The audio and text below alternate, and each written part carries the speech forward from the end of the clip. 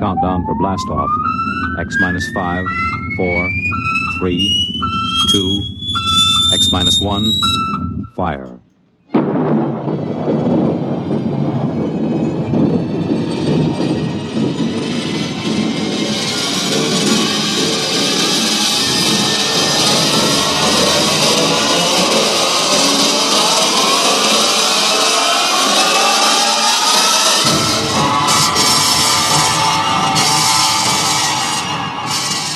From the far horizons of the unknown come tales of new dimensions in time and space.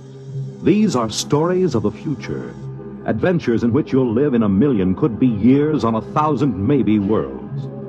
The National Broadcasting Company, in cooperation with Galaxy Science Fiction Magazine, presents X minus 1.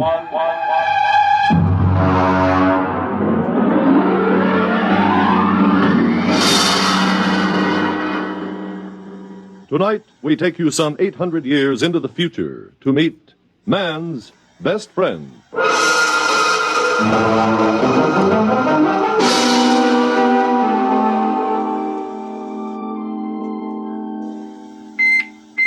Well, what's the matter?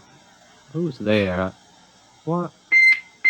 Oh, turn on the annunciator. All right, I'm coming. I'm coming. Well, stand in front of the screen. I can't see you. I am in front of the screen, Mr. Schnee. You haven't turned up the viewing control. Oh, yeah. Well, there you are. Do I know you? May I be the first to congratulate you, Mr. Schnee? You may indeed. What for? Oh, you haven't heard the news. Good, then I shall be the first. I imagine I got a head start on the others because of my superior facilities for locating you. Your address wasn't given. These pronouncements do tend to be a bit vague. It's a matter of tradition, I suppose.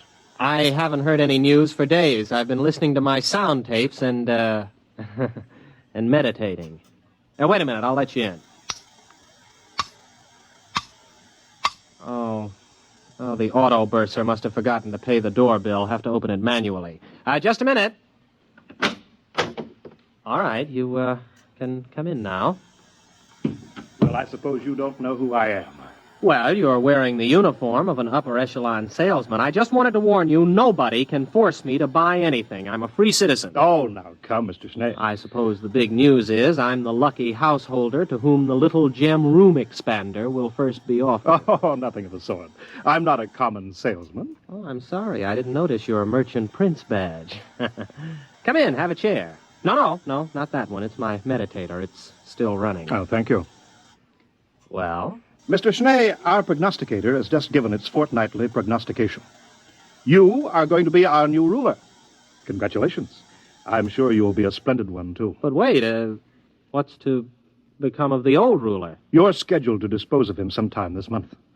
Now, Mr. Schnee, allow me to introduce myself. I am Biedrich Floria, Vice President of the Munitions and Container Corporation. Here I have our latest model in this case right here. There we are. Beautiful, isn't it? Mm-hmm. Now, if you will only agree to shoot Overlord Kip with a Floria Semper Fidelis gun, my corporation will be happy to place a substantial amount of credit at your disposal in any bank you choose. $6 billion, to be exact. Now, if you'll just sign here on the dotted line... Nonsense. Oh, come now, Mr. Schnee. Even a ruler can use money. Bribery for government officials, bread and circuses for the people. Oh, money's a very useful commodity, Mr. Schnee. Shall we say, $7 billion? I don't doubt that money is useful, but when I said nonsense, I meant the prognosticator. Mr. Schnee? The whole thing is a lot of, nonsense. A whole planet of supposedly intelligent people listening to what's really more an oracle.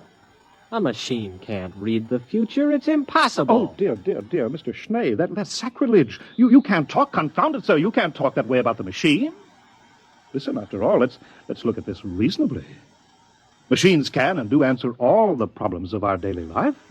So why shouldn't a superior machine be able to tell the future? If you ask me, behind the wires and gimmicks and whatnots of the machine, there's a secret room in which a half-mad, half-intoxicated old priestess sits delivering her Delphic pronouncements.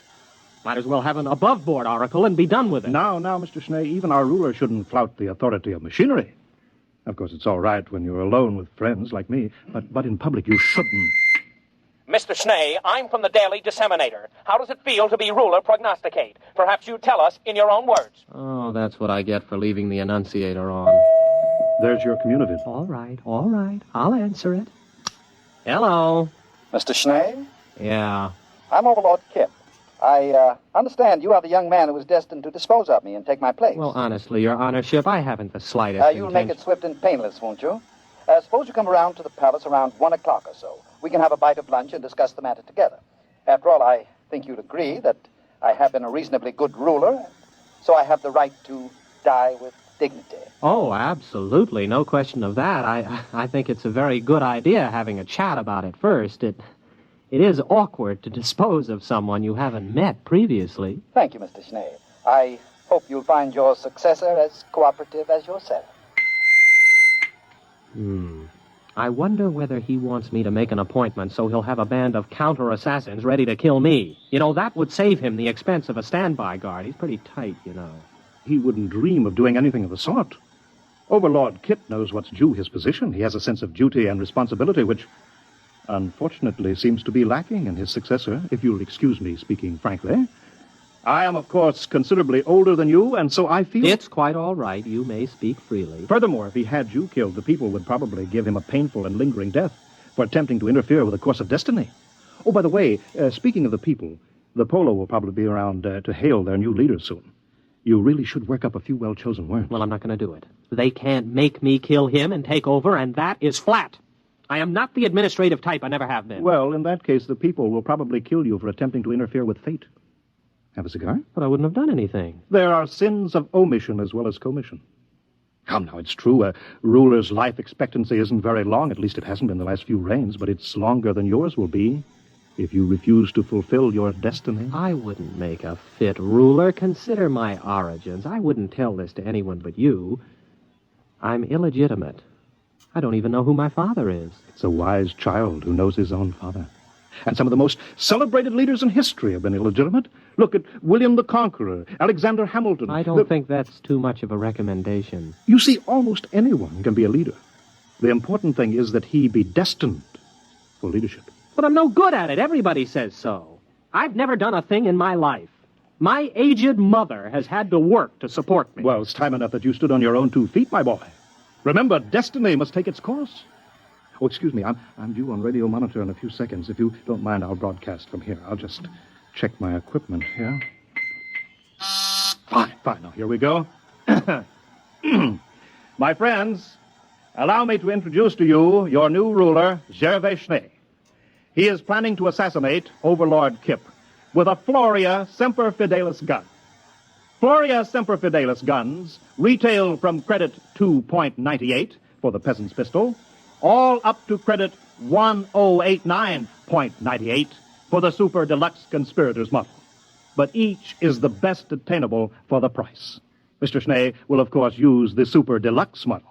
And now I give you Mr. Schnee. Right into here? Oh, anywhere. It's non-directional. Thank you for your confidence and support. I only hope I prove worthy of it. That's all. Thank you, ruler prognosticate Gervais Schnee.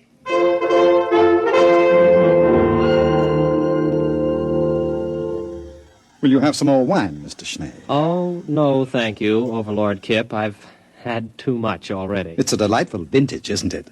I think it was bought by Overlord Jasper about 7 reigns ago. You'll find the cellars in perfect order. I'll give you the inventory and the key a little later. Do we have to talk about it? Oh, well, one has to take these things as they come, you know. Here today, gone tomorrow. That reminds me.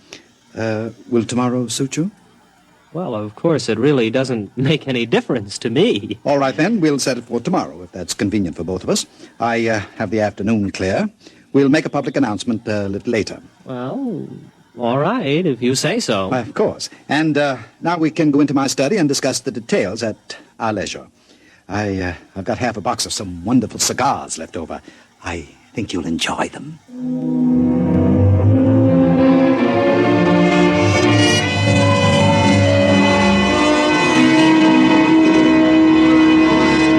Oh, Mr. Schnee. Mr. Schnee, you aren't ready yet. Well, I can't button the top button of this uniform. Oh, isn't it handsome? Black and silver, the traditional assassin's uniform. It was made for me without charge by Hanson and Cruster, the tailors. Yes, of course. It's the curse these days, you know, the over-commercialization of important public functions. Oh, wait a minute, I have your pistol ready here. I bet you're excited. Couldn't sleep last night, eh? No, well, yes, I did toss a bit. Why, I see you're getting telegrams. Isn't that nice?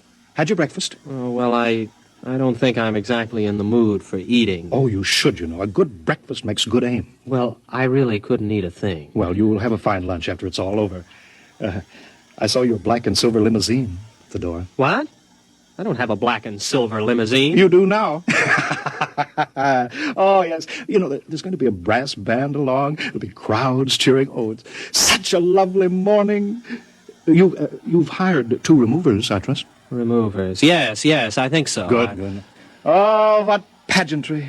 The black and silver limousine, yourself in your lovely uniform, the black cloak and hood of the body removers sitting beside the chauffeurs, silent.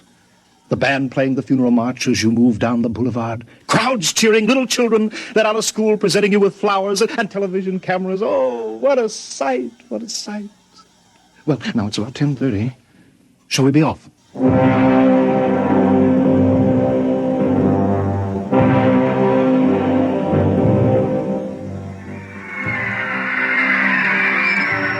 Well, come on. Get out of the car, Mr. Schnee. I don't feel so good. Well, come on now. The television cameras are ready. There we are. Just a moment.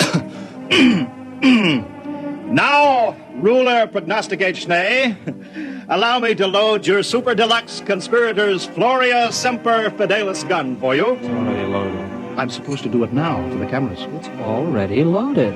Permit me to check it, then? It's perfectly all right, I tell you. No, don't touch it. Nobody would have any difficulty loading a Semper Fidelis gun. Wait, yes, that's right. Yes, of course. Whether you buy the peasants or the conspirators model, both have the same freeloading mechanism. Here we are, candy, popcorn, hashish, yogurt. Buy your refreshments here. Program. Sometimes you can't tell the assassins from the corpse without a program. Get your program for the program. All right, Schnee, it's time. Let's go.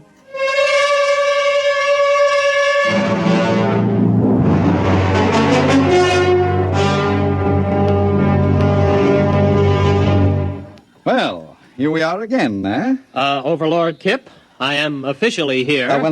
Just a minute, old man. I have my speech, you know. Your speech? Oh, I'm sorry, really. Well, that's all right. Ladies and gentlemen, before the conclusion of this ceremony, I wish to remind you of a few important facts concerning my reign, which comes to an end in just a few minutes. I call your attention to the budget of 2786. 83 billion credits against an outgo of 72 billion. Not to mention the dam across the Volga River, which was constructed 3 months short of the proposed 5-year date at a cost of 73 billion. I thank you.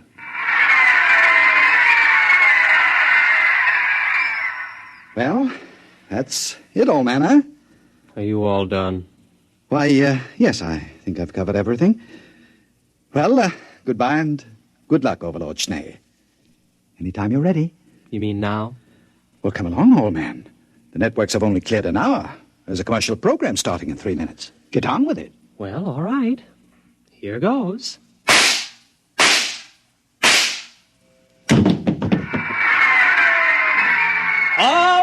All right. Everyone will now please leave while the removers take over. But the television, the cameras, it's part of the ceremony. Why can't they televise the removal? Everybody leave immediately!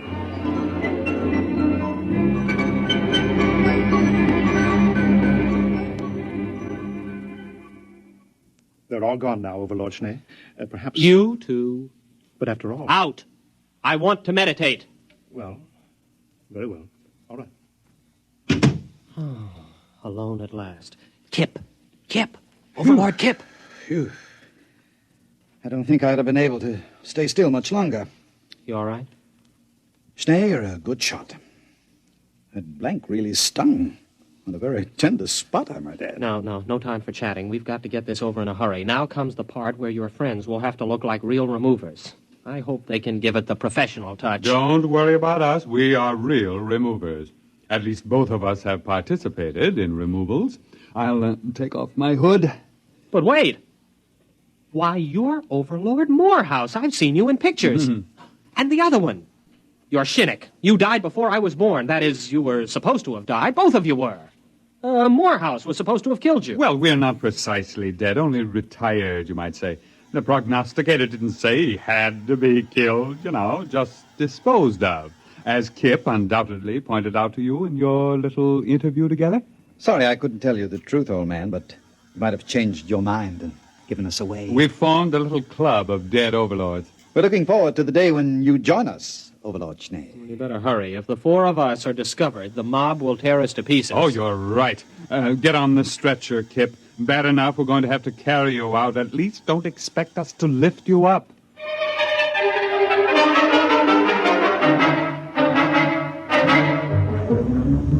Floria? Yes, Your Honorship? The prognosticator is right here in the palace, isn't it? Yes, Your Honorship. Lead me to it immediately. Certainly, Your Honorship. It's this way.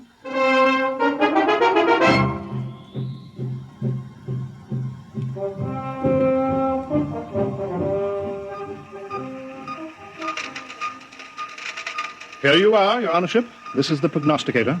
20 stories high, 100 meters wide, the center of our entire civilization. Leave me. I would be alone with the prognosticator. But Your Honorship... Leave me, and take all the technicians with you. Yes. Yes, Your Honorship.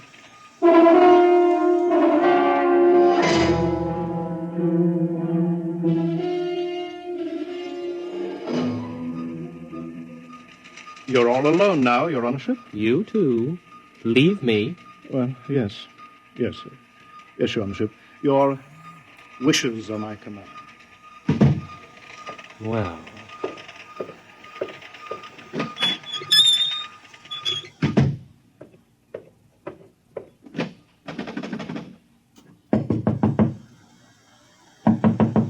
Oh, go butter your earlobes. Can't you read, you dumb cluck? That door says private. Open up. It's me, Gervais. Open up. Oh, all right. Don't rush me. Oh, it's you, is it? Let me in. Well, hurry up. Don't want any of these nosy scientists around. Well, what do you want? Still the same old place, huh? Teapot. Your crystal ball has dust on it. And why don't you get yourself a new pack of gypsy cards? And please get rid of that old overstuffed horror. That old overstuffed horror is a rare old psychoanalyst couch. You see that hole? That's the original stuffing. What is that smell? That's not tea you're drinking, it's gin. Why, of course it is. Nice to see you, Sonny. It's about time you came to pay your old mother a visit. I kind of thought something like this would stir you up. Mother, you know you shouldn't have done it. What'd I do? You fixed the prognostications, that's what you did. Although why you had to pick on me, Oh, I got tired of supporting you. You're a big boy, and it's about time you earned your own living. Besides, I thought it'd be a good idea to elect a sympathetic administration. Sympathetic to me, that is. Palace needs a new ventilating system. The air in here is terrible. Well, why didn't you use the prognosticator to get new ventilation put in? Oh, they'd have gotten around it the same way you got around killing Kip. But you pay attention to the prognosticator, boy. Don't you try to weasel out of what it says by looking for double meanings. It's time you overlords learned that when the prognosticator says something, it means it.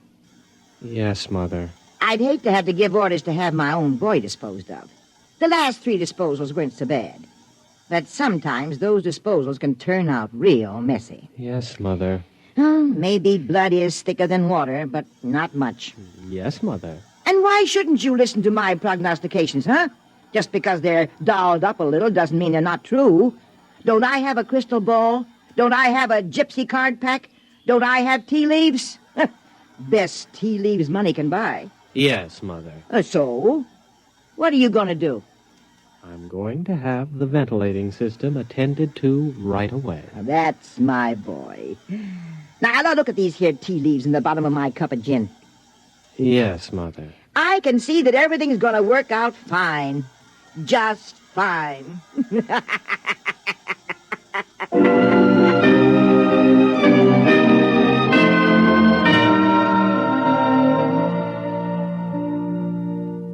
You have just heard X-1, presented by the National Broadcasting Company in cooperation with Galaxy Science Fiction Magazine, which this month features The Hardest Bargain by Evelyn Smith. Galaxy Magazine on your newsstand today. Tonight, X-1 has brought you Man's Best Friend, a story from the pages of Galaxy, written by Evelyn Smith and adapted for radio by Ernest Kanoy. Featured in the cast were William Redfield as Schnee, Wendell Holmes as Floria, Santos Ortega as Kip, and Leona Powers as Mother, with Raymond Edward Johnson and Bob Hastings. Your announcer, Radcliffe Hall. With this broadcast, X-1 concludes its present series. The show will return to the air on Thursday, June 20th. Check your local radio listings for the new date and time. That's Thursday, June 20th. X-1 was directed by Daniel Sutter and is an NBC Radio Network production.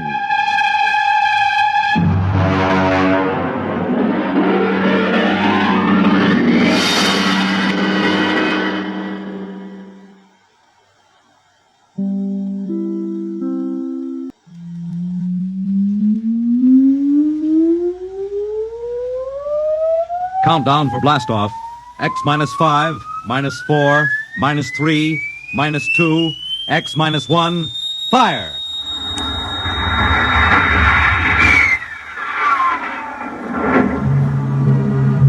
From the far horizons of the unknown come transcribed tales of new dimensions in time and space. These are stories of the future, adventures in which you'll live in a million could-be years on 1,000 maybe worlds. The National Broadcasting Company presents X-1.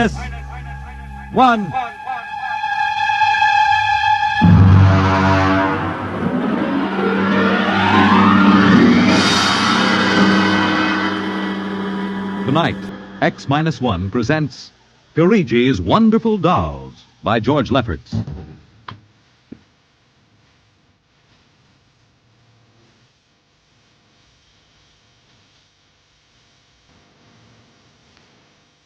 The doll shop stood on a quiet Washington side street, not too far from the sprawling Pentagon building.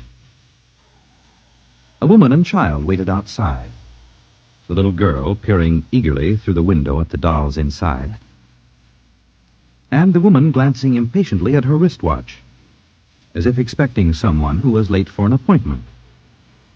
There was nothing about the doll shop to warn them that they were waiting to keep an appointment with doom.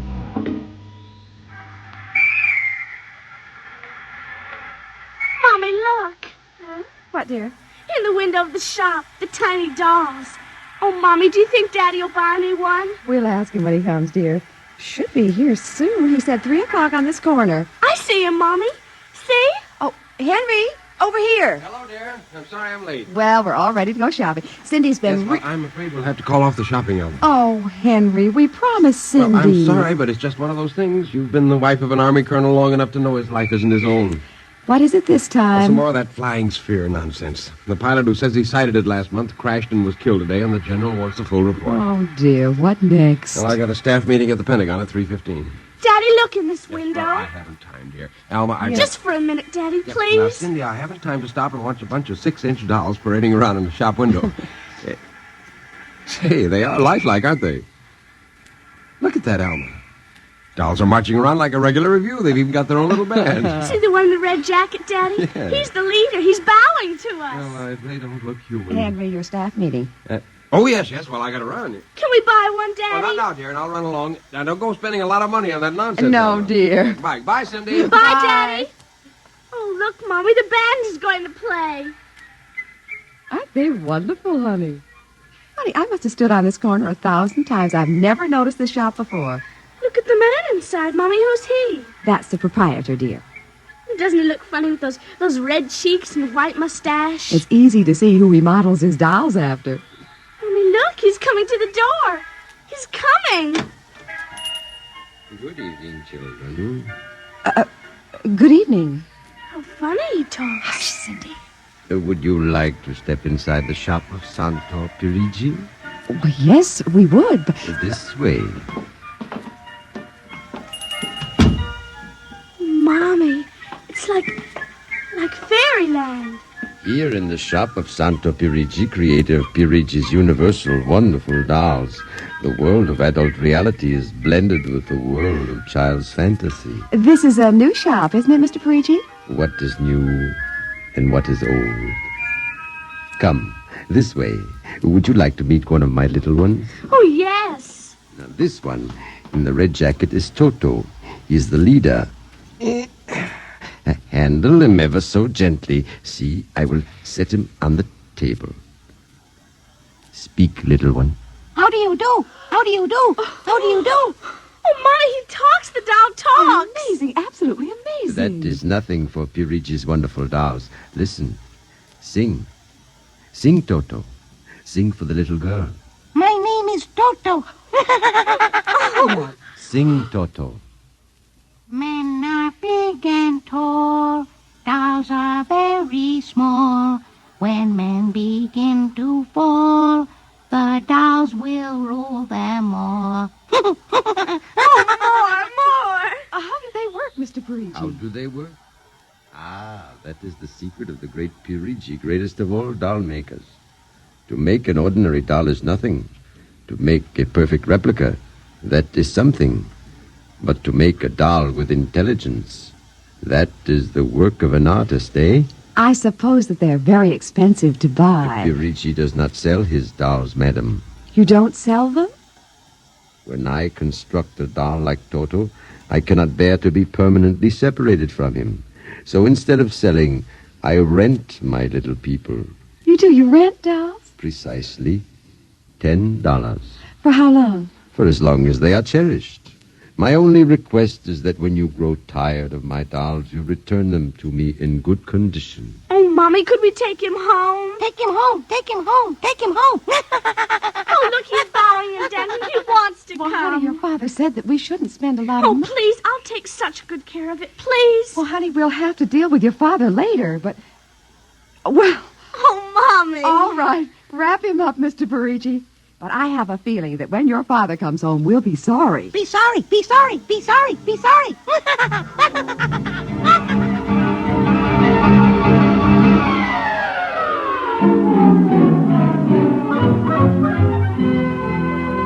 Now, Toto, this is my room, and you're going to sleep right here next to my pillow. I wish you wouldn't laugh like that. I'm going to have to teach you some manners. And you be quiet because my daddy will be home soon. And he's a colonel in the Air Force staff. And he'll bust you to private if you don't behave. Come along now. I'm going to introduce you to my puppy dog, Mr. Blister, so be good. Here, Mr. Blister. Here, Blister. Come on.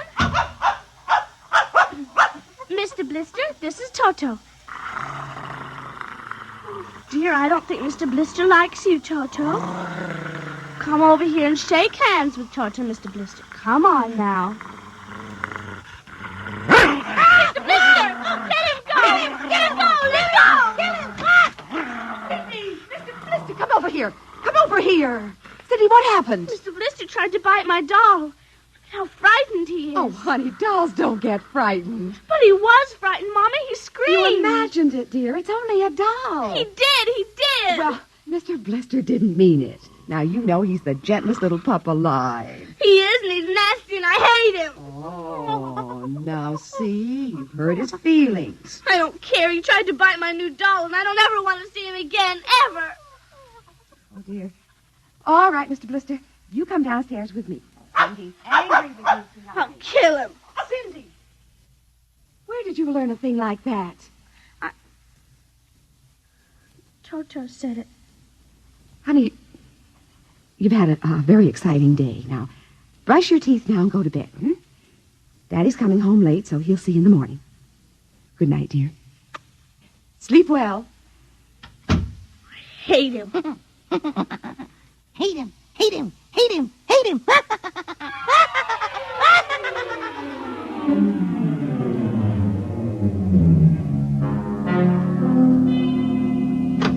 Morning, Alma. Breakfast ready? In a minute, dear. How was the staff meeting last night? Horrible bore as usual. I don't know what's got into the old man. Just because a few farmers corroborated the pilot's report, he thinks some strange aircraft has penetrated our radar zone. Well, where's the little one? Up in her room. Now, that's funny. She's usually down here before me. Well, she's probably up to something. Sit down, dear.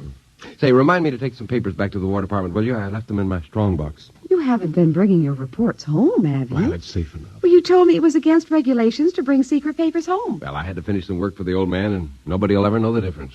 Well, I don't know. Oh, would you feed the puppy before we sit down, Henry? Yes. His bowl's under the sink.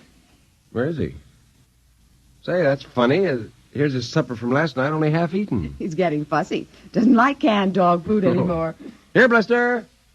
Here, Blister, Blister, Blister. I wonder where the dickens is that mutt? Maybe he's on the back porch. Here, Blister. Hey. Alma. What is it, dear? Alma, look. Henry, is he... He's dead. But how? From the looks of it, he might have been poisoned. But who would do a thing like that to an innocent little puppy? I don't know. Let me see his dish. Look at that. I don't understand this at all. Not at all. What, dear? What is it? There are pieces of broken glass in this food. Blue glass, you see? How? Henry. What? I just remembered something. What? It may be coincidence, but in the bathroom this morning... Well, what about the bathroom? Cindy's blue glass, the one with the Mickey Mouse on it, was broken. I found pieces in the wastebasket. I meant to ask her about it. Alma, for heaven's sake, you aren't suggesting that our little girl...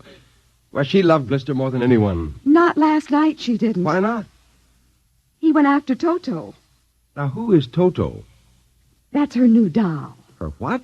Honey, I was meaning to tell you. Well, you bought her one of those dolls. I just rented it. Well, rented it. Now, look here, Alma. You know we haven't got the kind of money to throw away. Well, she had her heart set on it, dear. I used my dividend. All right. But what happened with Blister? Well, he went for the doll, and Cindy said she hated him.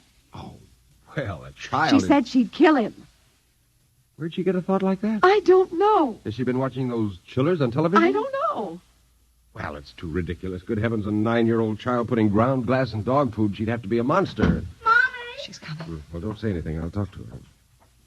Morning, dear. Morning, Mommy. Morning, Daddy. What's the matter? Sit down, dear. Yes, sir. Now, your mother tells me you broke your blue drinking glass. Oh, no, I didn't break it. Cindy. I didn't. Well, now, somebody broke it. It wasn't your mother, and it wasn't me. It must have been Toto. Cynthia. Cindy, you know Toto is only a doll. Now, a doll couldn't have broken your glass, could he? Well? I guess not. So we can't very well blame it on a doll, then, can we? But he must have done it, Daddy. Cindy, you know how Daddy feels about little girls who tell fibs. Now, did you break your glass and maybe accidentally get some pieces into Mr. Blister's dish to sort of punish him for biting your doll? No, Daddy. Well, I'd hate to think you'd done something you knew was wrong and you were blaming it on a doll. Is something wrong with Mr. Blister? Is he sick? Worse than that. Henry. The child has to face reality, Alma. What's the matter with Mr. Blister? He's dead, Cindy. Oh, no. He can't be dead. He isn't dead, Daddy. No, he isn't. He isn't. Mommy. He is dead, Cindy. But he'll come back. He has to come back. No, darling. He won't come back. Ever? Not ever. Yes. Now that we've told you, Cindy, you want to change your mind about the glass? Henry, leave her alone, please. You think I killed him? Now look what you've done. The child feels guilty enough, My Henry. dear, this is no time for feelings to interfere. You go up to her room, honey. Daddy and I'll be up in a minute. I don't want to. Please, Cindy. Now, we'll be right up, please. There. That's a good girl. Close the kitchen door behind you. Mr. Blister's dead. He isn't coming back. Ever. Ever. Daddy thinks it was me, but it was you. It was you.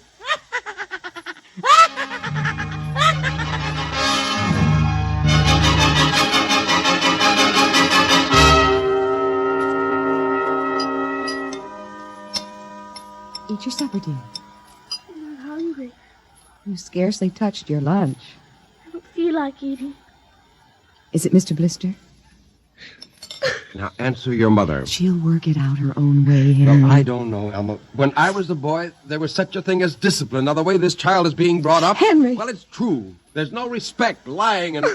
Oh, there, honey. Now, your father's upset. He doesn't mean Well, it. what's happened to us? We were a nice, peaceful, happy family until you bought that cursed doll. Now who's blaming things on the doll? Well, it's true. Oh, now I've spilled my coffee. I'll get you another cup. Never mind. I'm late now. I better be going. Oh, you wanted to get some papers from the strongbox. Oh, yes.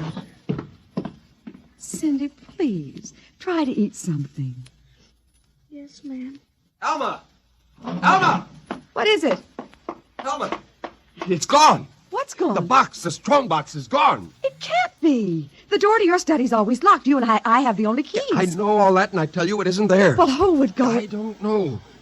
Elma, those confidential reports, if they ever got into the wrong I hands... warned you about keeping them there. What if it ever came out in the open?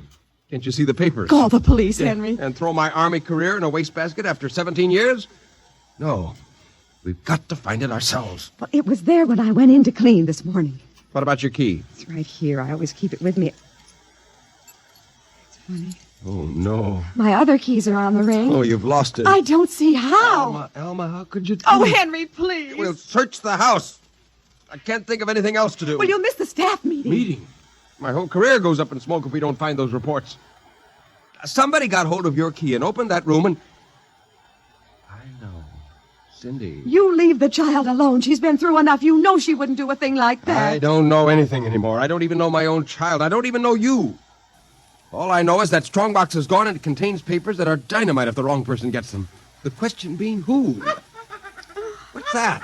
It's coming from upstairs. It must be Cindy's doll. Oh, that blasted doll again.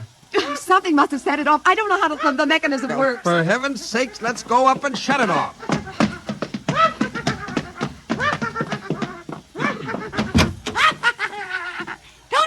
Toto, kill him. How do you do? Stop it! Blasted little imp. Henry. Ever since you... Henry. What? Look. Where, what? Around the doll's neck, the key. The key to your study.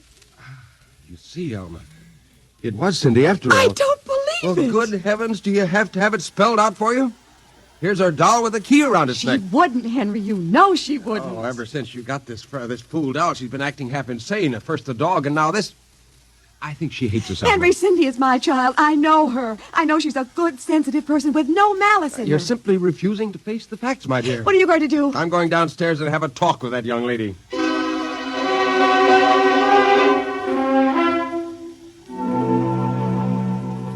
You're not telling the truth, Cindy. I am. Cindy, now you know that strongbox is very important to me. Now, I can understand that you might have been angry at me because I scolded you, and so you took it and hid it, just to spite me. Now, all I ask is for you to tell me the truth. Now, where is it? I didn't take it, Daddy. Honest, I didn't take it. Well, I suppose you're going to tell me now that a little 6-inch doll took it and hid it. Well, I'm speaking to you, young lady. But I didn't take it, Daddy. You don't understand. Toto did it. He's terrible, awful. He says things. He's going to kill everybody. Cindy, you're inventing things. It's true. At night when I'm sleeping, he stands next to my pillow and whispers things to me. Awful things. He told me he'd kill me, too, if I scold. Alma. If I told you. I think this child is sick. I think she needs a doctor. She's frightened, Henry. She's trembling like a leaf. Come on, dear. We'll go up to your room. I don't want to go up there. Honey, Mommy will stay with you. I'm afraid he's up there. Who? Toto. Well, he won't be up there for long. Mr. Toto is going right back to Perigis's wonderful doll shop before I lose my sanity, which means right now.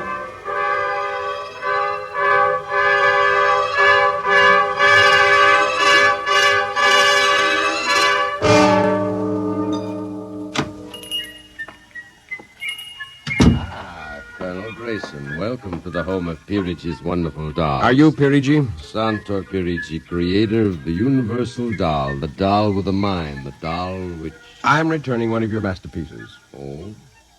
If you will step into the rear of my shop. Now the complaint? No complaint. Here's your doll. Good riddance.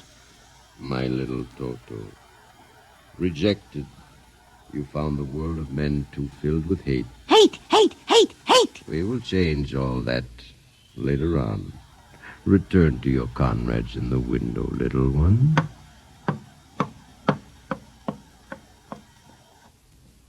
And now, Colonel Grayson. I think we have no further business. But we do, Colonel. Let me see. Yes, here it is. Do you recognize this strong box, Colonel? My strong box? Well, where? My little Toto is very clever, sir.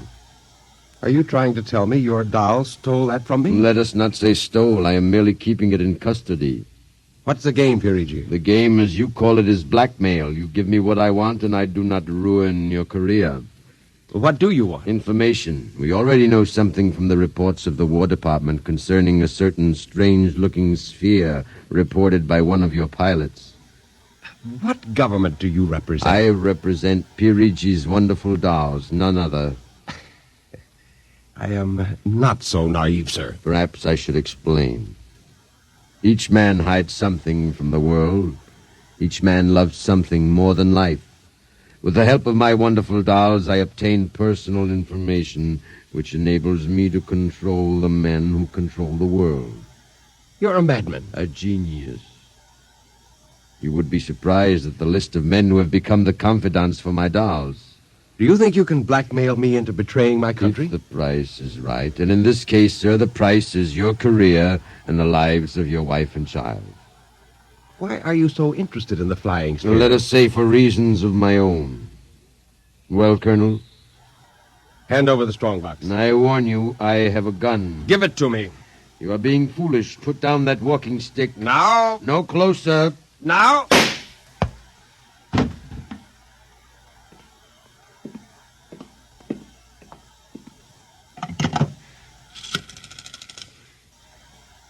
Hello? Give me the police. Hello? Yes, this is Colonel Henry Grayson.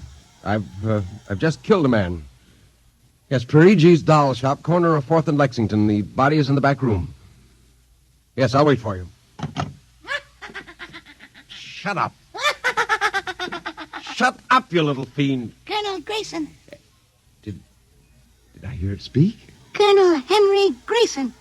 I must be going out of my mind, a 6-inch doll. Shut up! Your master's dead.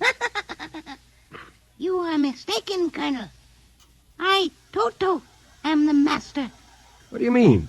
If you will examine the body of Santor Perigi, you will see that he does not bleed. And he does not bleed, Colonel, because Santor Perigi never lived. Never lived? Santor Perigi is a doll. A doll? But that's impossible. He's a man. He talks. He walks. The people of Meritrix are skillful doll builders. People of Meritrix doll, but... Look, who are you? I am Xanthus Imperator, commander of the legions of the 3rd planetoid, Meritrix. Legions? Planetoid? My people and I, whom you regard as dolls, come from a tiny planet beyond the moon, so small that it cannot support our population. We landed one of our space spheres on Earth 3 months ago with the intention of colonizing. Unfortunately, one of your pilots intercepted us. So that's why you wanted our information. Precisely. Are you human? Oh, quite human. Of course, in order to deal with Earth people without suspicion, we were forced to construct Perigi, a man-sized doll. Well, I can't believe this. I'm having hallucinations. I'm going to get out of here. Oh, that would be impossible. We have weapons of destruction quite unknown to Earth people. Well, I phoned the police, and they'll be here soon. By the time they arrive, my people will have prepared something quite shocking.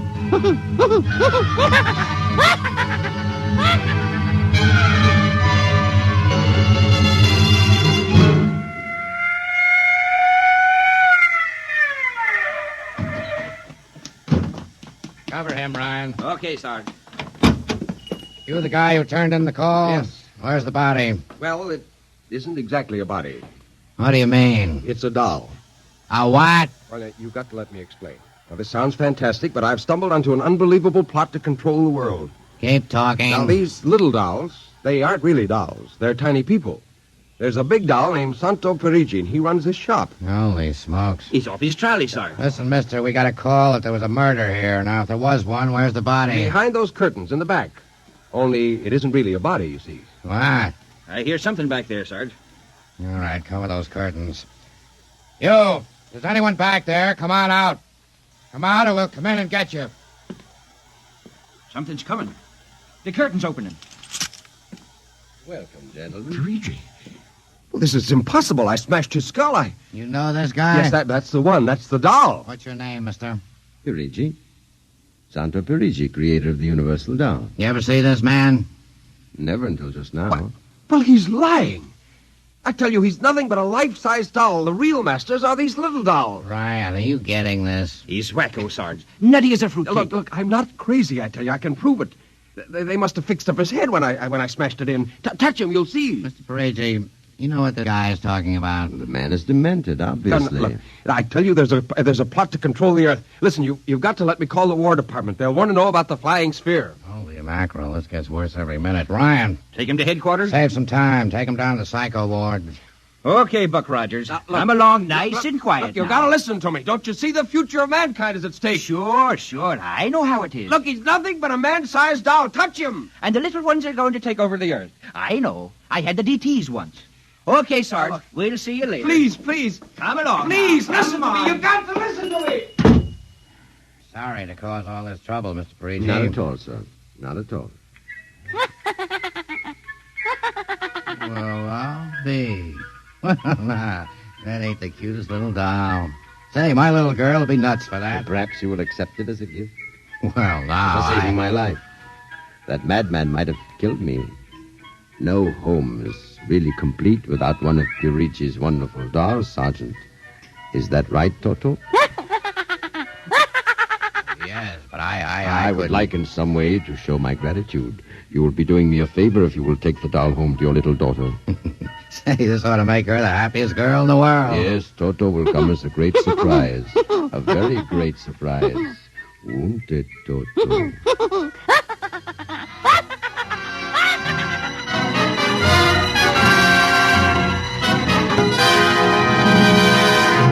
Tonight, by transcription, X-1 has brought you Perigi's Wonderful Dolls, written by George Lefferts. Heard in the cast were Janet Alexander as Cindy, Ann Petoniak as Alma, Nelson Olmsted as Henry, Joe DeSantis as Perigi, Michael O'Day as Toto, Ken Lynch as the Sergeant, and Frank Milano as Ryan. This is Fred Collins speaking. X-1 was directed by Fred Way and is an NBC Radio Network production.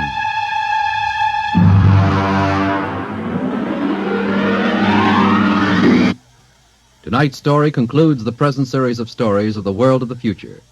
If you'd like to hear X-1 return to the air at some later date, please drop us a postcard or letter addressed to X-1, care of the National Broadcasting Company, RCA Building, New York.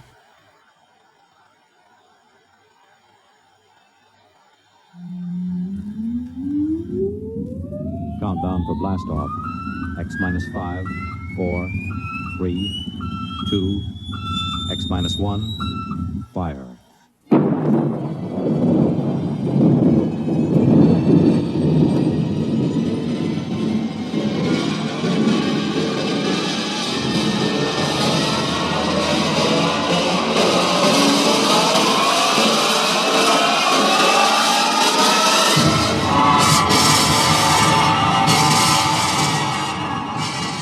From the far horizons of the unknown come transcribed tales of new dimensions in time and space.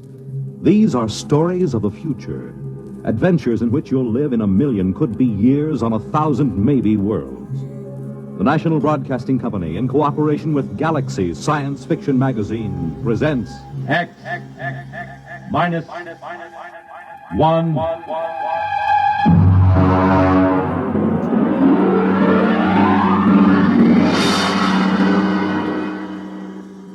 Tonight, StudentBody by F.L. Wallace. Our story in 1 minute.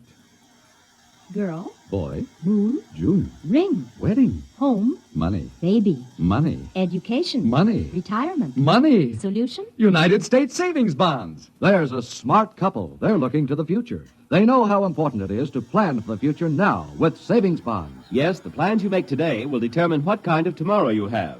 Are you a student? Are you a young married couple? Are you approaching the golden years? Whatever your age, whatever your situation, savings bonds can be a big help in making your tomorrow secure and happy. Plan wisely. Buy savings bonds regularly where you work or where you bank. They're a good investment. You're saving your money and you're earning more. Series E bonds pay 3% interest compounded twice a year when the bonds are held to maturity. And savings bonds are as safe and sound as America itself. What's more, they're protected against loss or theft. For the big things in your life, be ready with United States savings bonds. And now, StudentBody by F.L. Wallace.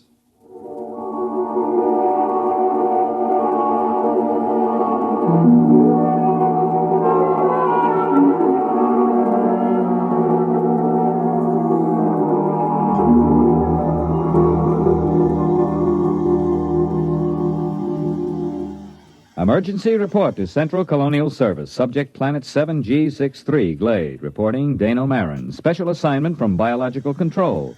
Report consisting of standard universal tapes and special recorded comment. First segment, landing day +1. 6 a.m. sidereal mean time.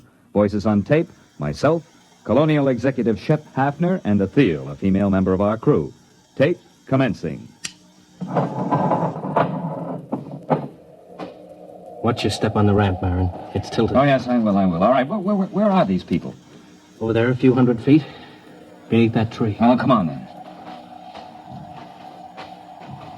You know, I'm going to have to note in the log that you cleared the planet for colonization as of last night. I understand. I'm taping this now for my records. I take full responsibility for the safety of this planet. All right. But wait until you see this. Here we are. Now, do you see there? In the clearing beneath that tree? Why, good Lord, they haven't a stitch of clothes on. None of them. That's just what I told you. Are they all right? They're not... No, they're just asleep. You can see them breathing. Look here, Hafner, who gave them permission to sleep out here in the open? Shh, don't wake them yet. I gave them permission, Marin. They've been cooped up in that ship for over 6 months. They wanted to sleep outside. And in view of your clearance, I couldn't see any reason to refuse permission. I know. You were within your rights. But the clothing, why, they don't even have blankets. They did have, when they bedded down last night. Some of them even used the standard issue sleeping bag. Well, then what happened to them? There are 13 people sleeping around that tree, and they're stark naked, all of them. Last night you told me there was nothing dangerous on Glade. Do you still think so? I know so. I have the complete biological survey. Does your survey account for anything like this? You know it doesn't. That's what I thought. Okay. Now you've seen it for yourself. Let's wake them up and get them back to the ship. No, wait. You better wake them one at a time. This will be embarrassing enough for them as it is. Yes, I suppose you're right. I will wake the nearest one first. That's Athel, our lab technician. Yes, well, here, take my jacket. Cover her with it before you wake her. All right. Wake up, Athel. All right, Athel, wake up. It's Executive Hafner. What? Oh, what is it? I'm sorry, Athel. Something has happened. Oh, my clothes. My blanket, everything's gone. Now, be careful. Don't wake the others. Oh, yes, the others. Why, good heavens, they're all that way. Athel, just go back to your cabin on the ship. Everything is all right. We'll explain it to you when we have the others safely back. Well, I feel so foolish. How could this happen? What's the meaning of it? Now, just get back to the ship. Your clothes back there are perfectly safe. Yes, all right. Well, thank you. You told her we'd explain it later, Hafner. Do you think we can? That's your job, isn't it? This planet is as new to me as it is to you. You're the biologist. What destroyed their clothing? It would have to be something that could destroy both blankets and clothing without waking the people. Nocturnal insects? Ordinarily, I'd say that was a distinct possibility if it weren't for the fact that our surveys show no evidence whatsoever of any such insects on Glade. Your survey could have missed them, couldn't it? Not if they existed in any great quantity. Besides, if insects were the answer, there should be some kind of evidence of them right here in the area where Athel was lying. Certainly one or two of them would be crushed when she rolled over in her sleep. Well, that sounds reasonable. Now, look for yourself. There's absolutely no sign of anything at all here. Well, what about some chemical, some vapor oozing from the ground? No chance at all. I'd rule that out completely. Then what? Well, here's the tree itself. I suppose it could exude some sort of a chemical that might dissolve cloth, but I can check that in the lab. Now, we'd better arouse the rest of these people and get them back to the ship. Hey, wait. What? What is it? Why, it's some kind of an animal. Just caught a glimpse through there. Ah, there he is. Yeah, you see behind that bush? Yeah. Looks almost like a chipmunk. Yes, and he's feeding on something. Why, it looks like a piece of cloth. Marin, do you think that... Shh, he doesn't hear us. I'll just ease up to him now. Closer. Now. You got him. Oh, well, hey, you little devil. Watch out, Marin. He's got sharp teeth. You're telling me. Easy there, boy. Easy. Like to have your head stroked? Sure you do. That's the boy. He's calming down. Yes, look at that. He's nestling in the crook of my arm, almost like a kitten. Almost. Marin, I hope you don't mind short sleeves. Now, what do you mean? He's already eaten half the sleeve off your shirt. I think we found the answer to our problem. The animal was a small furry mammal resembling an Earth-type rodent. Its overall length is 14 centimeters, weight 512 grams. Fur stringy and sparse, color a light beige, indicating no particular protective coloring. The animal was placed in a special cage in a biological laboratory aboard ship for further study. Next tape, landing date +2. Can we exterminate it? It's quite a job. How about locally? Hardly. It's ecologically basic.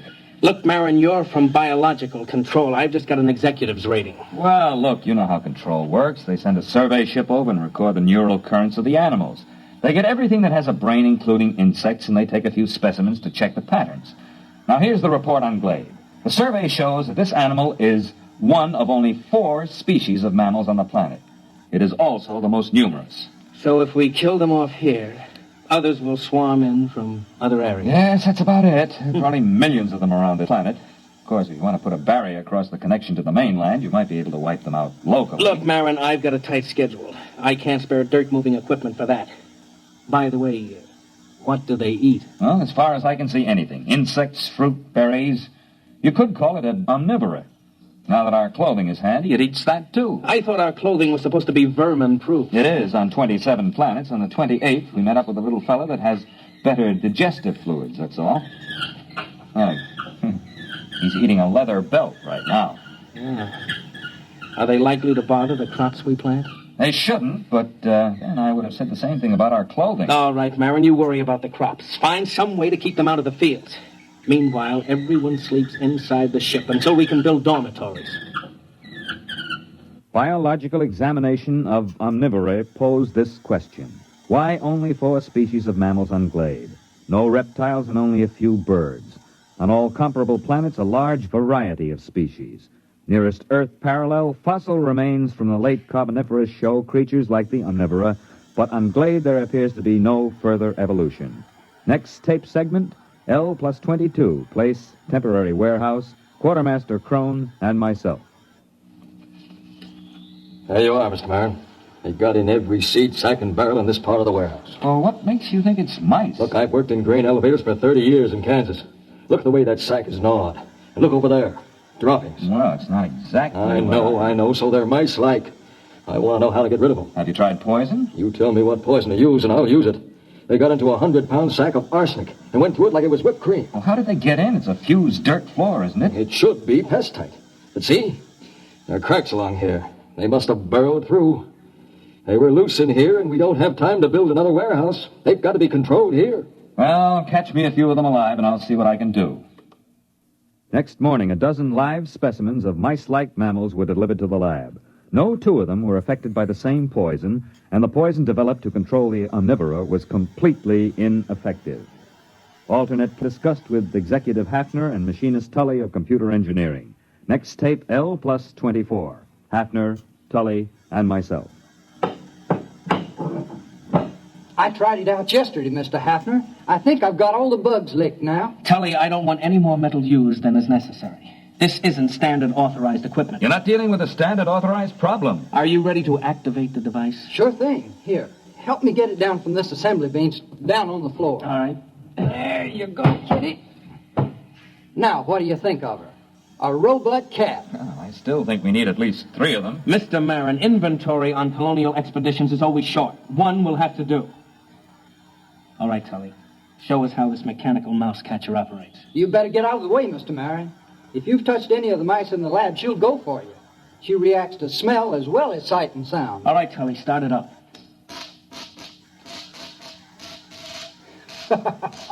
All right, Kitty, go ahead and have a good time.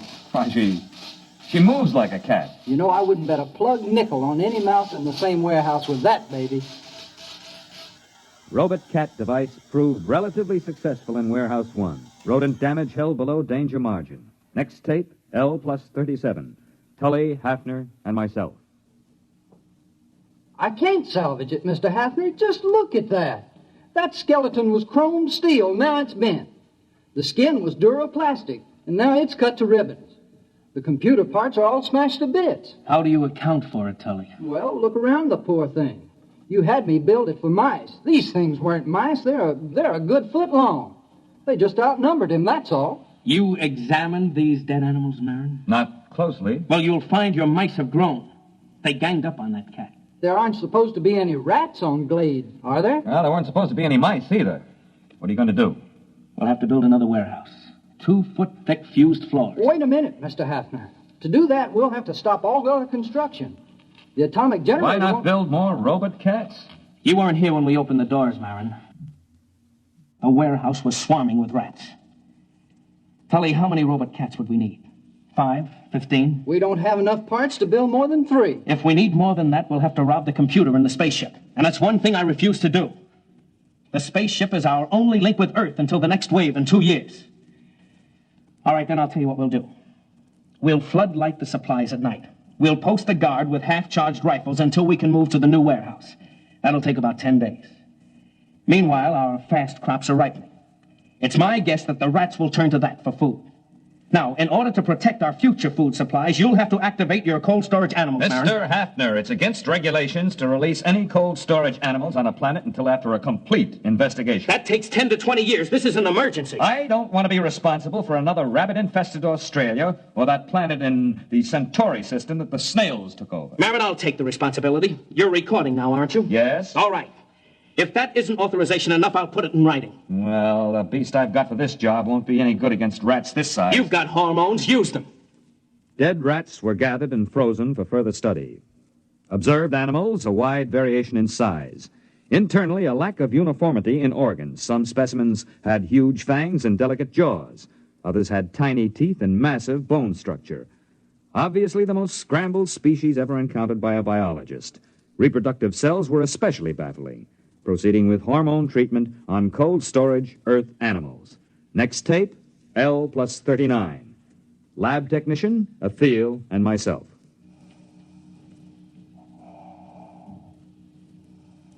First one is coming out of it, Mr. Marin. Yes, that makes 85% viability. That's not bad. All right, fella, now take it easy, take it easy. Oh, he's a cute little fella. But he's tough. That's a wire-haired terrier. They're small, but they've been used for ratters since the Middle Ages. Do you think he's nearly ready for the hormone course? I think so. All right, first pituitary injection. Ready. All right, now, this is going to hurt just a little, fella. Oh. Yeah, it's a dirty trick, isn't it, jabbing you with a needle when you're fresh out of the deep freeze? But don't you worry, fella. You'll be glad you had it. You'll stand a better chance against those rats when we work you up to about a Great Dane size. L plus 50, artificially enlarged terriers loosed in the fields of the fast crops. Following tape, field observation of terriers. Executor Hafner and myself. How long have they been at it, Marin? Oh, since daybreak. I have to bring the dogs in at night and shoot them full of antibiotics. Will the dogs last? Well, this crop will be harvested in about a week. We'll make that. And there'll be 2 weeks to rest up before the next fast crop shows above ground. I think we've got the rats licked for a while. Well, when you get a chance, you might ask some of those PhDs in Central how they happened to hand us a survey and forgot to give us a few details like mice and rats. I have been checking on that, Mr. Hafner. I don't think there's any doubt. When that survey was made before we landed, there weren't any mice and rats on Glade. Then where did they come from? How did they get here? I don't know. But we're going to have to find out. Research project on pseudo-mice and pseudo-rats interrupted by field trip with Biological Survey Officer Whitehead. Tape L plus 63 in field geological survey vehicle. Whitehead and myself. You think you got troubles? Can you read a sonar map? No. Here, look. See this scope? It reads straight down about 10 miles. I'm supposed to be out looking for oil shale, but I got kind of interested in this. Look, first few feet down, you can find fossils. After the first few feet, that's about 20,000 years, there are no fossils until you get way down here. That's about the same as late Carboniferous on Earth. Then you get the fossils again. It doesn't figure. But isn't that usual? Changes in geological eras? You don't get it, man. I'm not talking about eras, I'm talking about years. Straight down from here, 20,000 years ago, this was a desert. And then 3 years later, it was a jungle. 5 years after that, there was a glacier. Earth normal would be 50,000 years or more for a change like that. What caused it? Yeah, you've got me. Fluctuations in the sun, I don't know. But talk about changeable weather. This planet really has it. Based on accumulated data, theory developed regarding mammalian life on planet Glade. Tape L plus 65. Place temporary headquarters of Executive Hafner. Marin, I've got a lot of work to clear up this morning. I thought you might like to know where the mice came from. They don't bother us anymore. I've also determined the origin of the rats. They're under control. I wonder if they are, Mr. Hafner. What do you mean? Mr. Hafner, I've checked this with Whitehead. Between 100 million years and 20,000 years ago, this planet was changing violently and quickly. The first change wiped out the dinosaur just the way it did on Earth. But it kept on changing. Desert, glacier, jungle, and all this within the lifespan of a single animal. For 1 million years, this was the norm of existence on Glade. I've checked geological survey. The planet is stable now. Well, that's not what I'm getting at. The point is, survival was difficult. Only one species of mammals managed to come through. Now, wait a minute, Marin. There are 4 species, ranging in size from a squirrel to a water buffalo. One species. They're the same. If the food supply for the largest animal increases, some of the smaller so-called species just grow up. Conversely, if the food becomes scarce in any category, the next generation, which apparently can be produced almost instantly, switches to a form which does have an adequate food supply. The mice? The mice weren't here when we got here. They were born of the squirrel-sized omnivora. And the rats? Born of the next larger size. After all, we are environment, too, and they adapt to environment. Let me get this straight. The mutations... On Earth, it would be mutation. Here, it's merely normal evolution. These animals have no genes or chromosomes.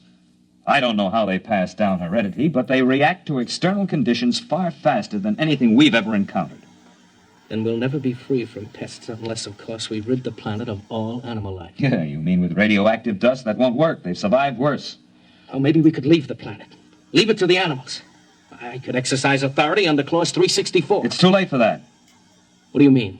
We sent back the specimen ship. The animals are on Earth, too. But those specimens were in cages. Yes, but the next generation would be small enough to get out through the bars. They'll be running free in the cargoes of the spaceships. They'll land on Earth, and the first thing you know, a new mutation of rats will appear. They won't have any reason to connect it with the specimens from Glade. They won't be able to vermin-proof every building on Earth. No, we've got to stay here. We've got to study the animals here and find out how to beat them. If we can. Next tape, L plus 83. Place, field outpost. Quartermaster Crone, Hafner, and myself. I saw it, Mr. Hafner. I saw it. Are you sure? There. Do you see that tree? No, the big one. The white flowers? That's the one. I saw it behind there. Can you describe it? Well, I didn't get a good... That's it. That's what I heard. It sounds like a tiger. I've heard them like that in India. You watch. Right by that tree. Hey, look out. It's heading this way. Give me that rifle. Hurry up. Shoot! Try again!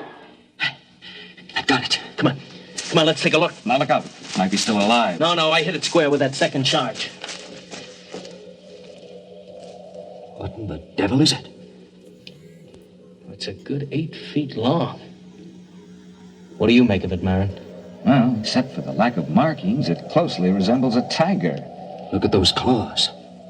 We chase the rats out of the warehouse, they go to the fields. We hunt them down in the fields with dogs, and they breed tigers. Well, that's easier than rats. We can shoot tigers. Wait a minute. We've been here less than 3 months, Marin. The dogs have been in the fields only 2. And that tiger's mature. How do you account for that? I am not sure, Mr. Hafner, but I imagine if the survival factor is high, the young don't ever have to be young. What? They can be born as fully functioning adults.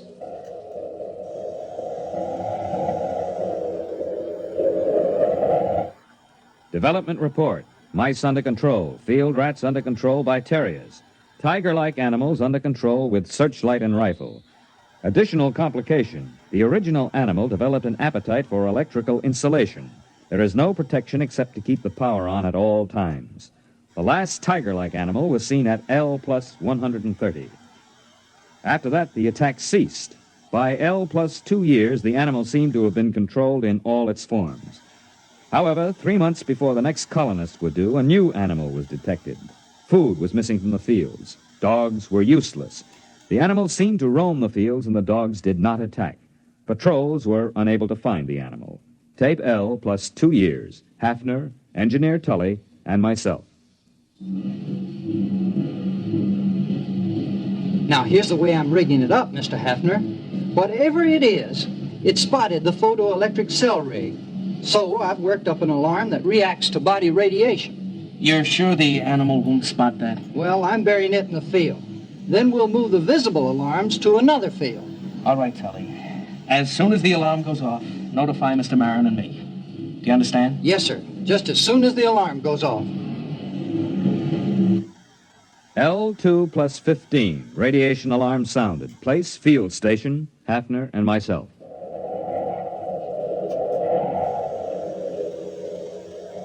Look out where you're walking, Marin. We don't want to scare it away. Well, there are dogs in that field, aren't there? Well, there were supposed to be, but they didn't bark. Quiet. There it is. See? Huh? It's in between the rows. Look out. Look out. Give me a clear shot. Now, wait a minute. Don't shoot. Look, Marin, I'm the executive here. I say it's dangerous. Dangerous? That's why you can't shoot. It's more dangerous than you know. Quiet. It'll hear you. We're downwind. Now, listen, Hafner. This is important. I don't want any lecture now, Marin. I don't want to lose the shot. You've got to listen. That animal could evolve mice. We stopped mice and it brought rats. We turned back the rat and provided the tiger. All right, we stopped the tiger. Not really. There was another animal being formed.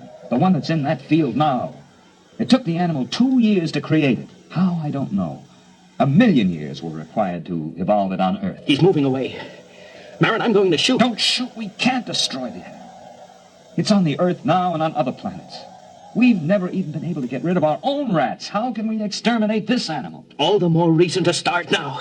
Get down and give me a clear shot. Listen. Are their rats better than ours? Will their beasts win or ours be stronger? Or will the two make peace, unite, and interbreed? It's not impossible. This animal could do it if interbreeding had a high survival factor.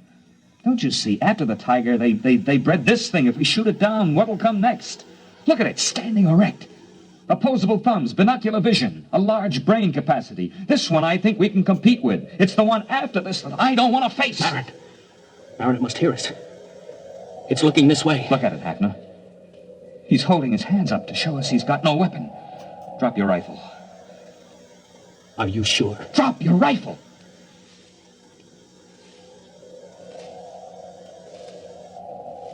He's coming this way.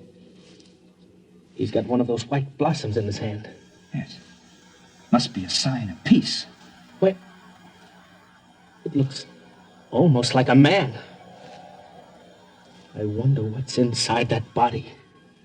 I wonder what's inside that head.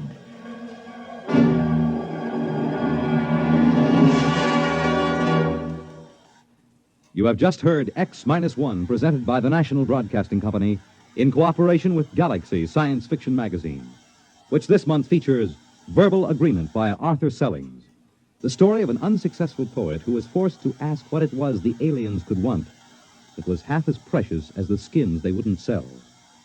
Galaxy Magazine, on your newsstand today. Tonight, by transcription, X-1 has brought you StudentBody, a story from the pages of Galaxy written by F.L. Wallace and adapted for radio by Ernest Kenoy. Featured in the cast were John Raby, Bob Hastings, Kate Wilkinson, James Stevens, Charles Carruth, and Merrill E. Joels. Your announcer, Fred Collins. X-1 was directed by Bob Maurer and is an NBC Radio Network production.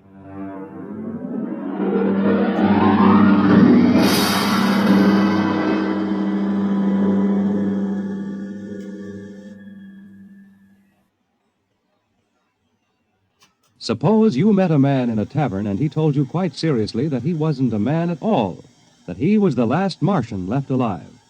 Well, that's what happens to a newspaper reporter next week when he is sent out on what appears to be a routine crank story.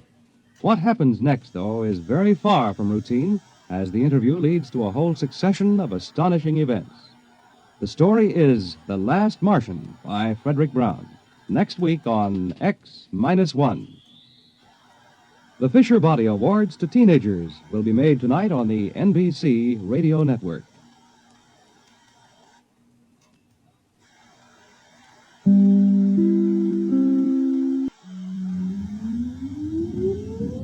Countdown for blastoff.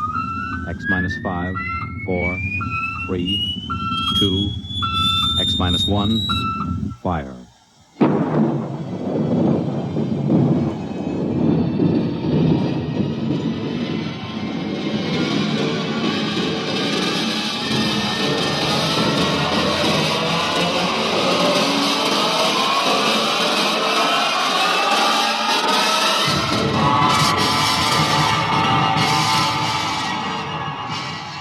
From the far horizons of the unknown come tales of new dimensions in time and space.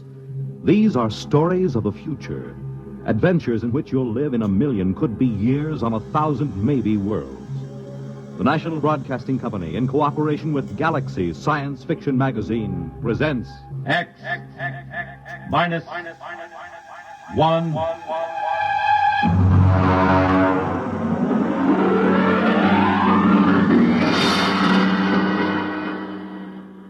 Tonight, The Native Problem by Robert Sheckley. But first, hear this. This is Marion Baker of Atlanta, Georgia.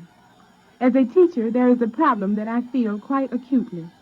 I know most of you think I'm speaking of low salaries or inadequate school facilities. True, both of these situations should be remedied. But actually, what I would like to speak to you about is something which should be quite close to you as parents. Each day in your community, there are quite probably children who will miss valuable days in school simply because of preventable illnesses. It's all very easy to speak of the normal winter cold, but such things as hot breakfasts, good lunches, adequate clothing, and shoes can do more than any yet-to-be-discovered miracle drug in keeping our children warm and healthy and in class. Look into your school system this fall when your youngsters go back to school, but give equal consideration to the way in which you look after your children's needs.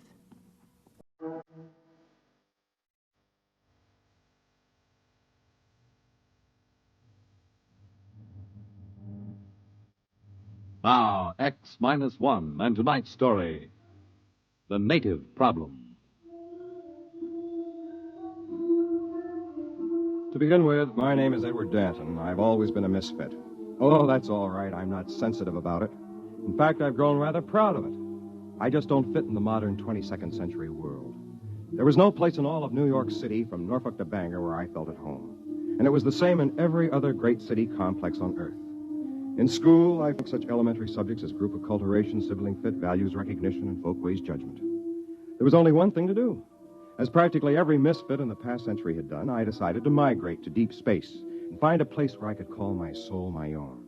I told my best friend Al Trevor of my plan. Good night. You're really going in? That's right, Al. Just as far from the solar system as I can get. But why, man? You've played 12-handed bridge with me, Al. You know what a dope I am at mass dancing. I'm a misfit. I want to get away.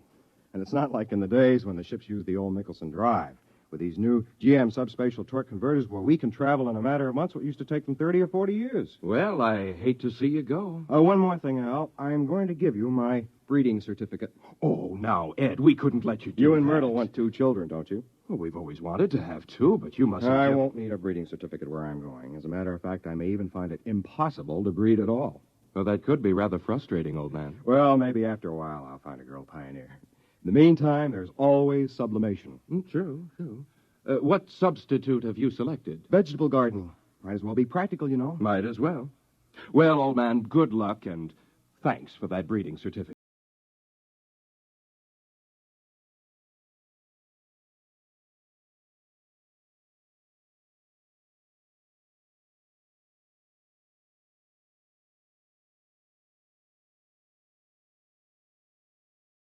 I settled for was ideal. A calm, watery place dotted with fertile islands, blessed with a mild, uniform climate, and absolutely uninhabited. When they left me there, I took formal possession and christened the place New Tahiti for obvious reasons. At first, it was fine. I was busy exploring, growing vegetables, and building a shelter. After that, though, time began to drag. I had to do something. But what? I was marooned on this deserted planet. It might be years before another Earthship would land here. And then, miraculously, it happened. A ship came out of the skies and headed for a landing on my own private island. It was an ancient Mickelson Drive job, battered and scored, but bearing a proud legend painted on its nose. The Hutter people, it read. When the ship landed on the beach, I ran out to meet it, forgetting that I must have looked more like a naked savage than a fellow Earthman. Hey, they're in the ship! Stop where you are! Welcome to New Tahiti. Boy, am I glad to see you folks. What's the latest news from... Stand back there. Take another step and I'll shoot. What, is something wrong? What's your name? Edward Durden. What's yours? Simeon Smith, military commander of the Hutter people. And this is Jedediah Franker, my second in command. How come you speak English, boy? Me? Well, I've always spoken English. Where are the others? Where are they hiding? There aren't any others. Just me. I see. Father, can't we come out now? No, get back in the ship, Anita. Then I'll watch from here. Say, she's pretty. Your daughter? Huh. What do you think, Simeon? It's what I expected. Ingratiating, fawning, undoubtedly treacherous. Yeah. His people won't show themselves, you notice? Probably waiting in ambush. I think an object lesson is in order. Right. Put the fear of civilization into them. Hey, don't point that gun at me. Father, no, he hasn't done anything yet. This way the others will know we mean business. It isn't right. Let him have it, Jedediah. No, wait! Wait! Hey! He's running for the woods. Shoot him, Jedediah. Okay. Shoot him. We've got to teach these savages who's boss.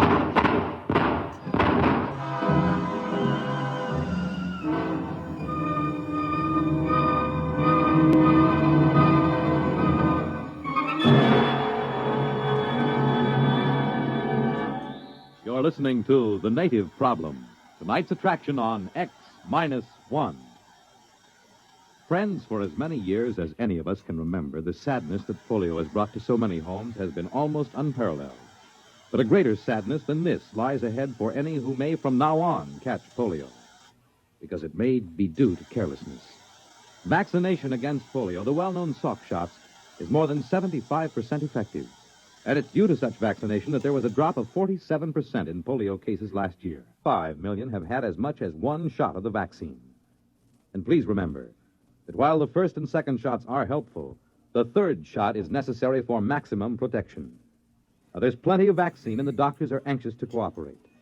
Remember, the end of polio is at hand, but it takes 3 visits to the doctor to lick it. Can you afford not to go?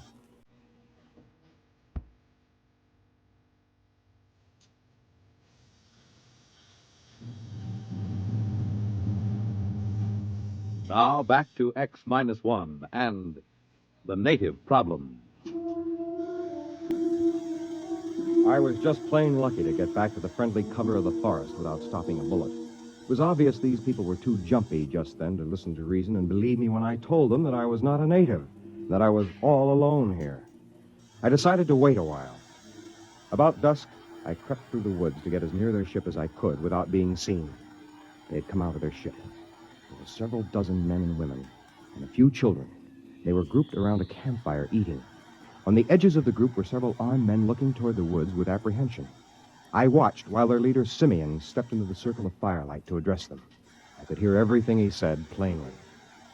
Friends, we have come at last to our long-awaited home, our promised land.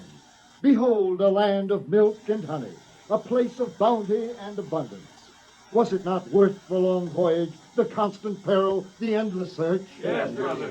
However, there is an aboriginal people here, naked and savage, undoubtedly cunning, ruthless and amoral, as aboriginals always are. Of these we must beware. We will live in peace with them if they will let us. No one can tell what goes on in a savage heart. Their standards are not ours. Their morals are not ours. We cannot trust them. We must be forever on guard. And if in doubt, we must shoot first. Remember, land too.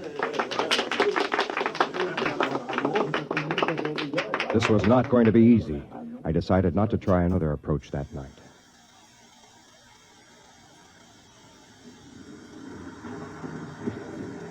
The next morning, as they were bustling about unloading their spaceship, I walked down to the beach and headed straight for them with my hands held out to show them that they were empty.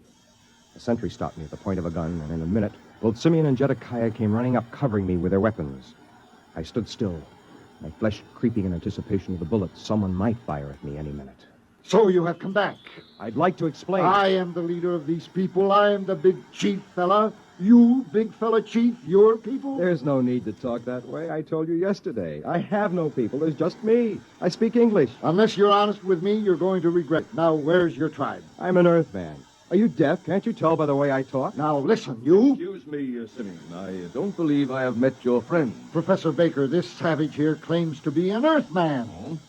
You are an Earthman? That's right. My name is Edward Danton. Only a few months ago, I left Earth on a spaceship. How was it powered? By a GM subspatial torque converter. What do you think, Professor? It's amazing. Truly amazing. His grasp of colloquial English bespeaks a fairly high level of intelligence, which points up a phenomenon frequently met with in savage societies, namely, an unusually well-developed power of mimicry.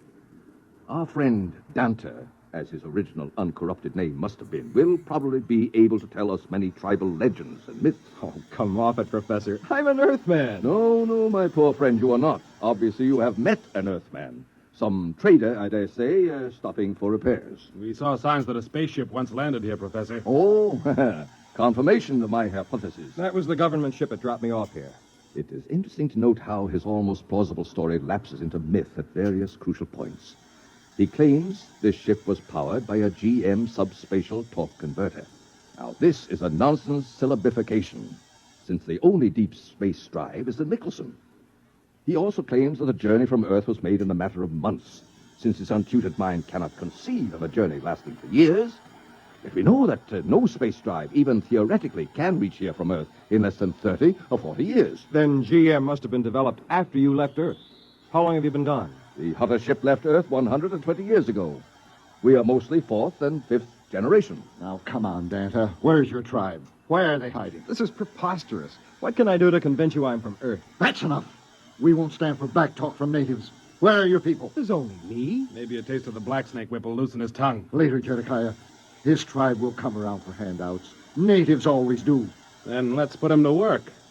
Dante, you can join that work gang over there unloading supplies. No, thanks. I'll go back. Chief said no back talk. Why are you natives always so bone lazy? You'll be paid as soon as we unload the beads and calico. Now get to work.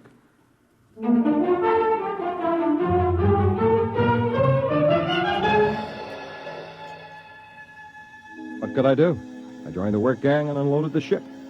By late afternoon, we had finished. I sneaked off to sit beside a mountain spring near the ship. In a few minutes, Anita, the pretty girl I had noticed the day before, came and sat beside me. Hello, Dante. Anita, do you think I'm a native? What else can I think? Everyone knows how fast a spaceship can travel. Times have changed since your people left Earth. By the way, they weren't in space all that time, were they? No, they originally settled on a planet called Land 2. But there was a native rebellion. We barely managed to escape. In that case, I can understand why they're so nervous about aboriginals. Oh, but don't worry, Dada. Things will be better when the council takes over. Who are they? A council of elders. They're men of goodwill who detest violence. And if you and your people are really peaceable... I haven't any people. Yes, I know. But if you and your people are really peaceable, you're sure to prosper under the rule of the elders.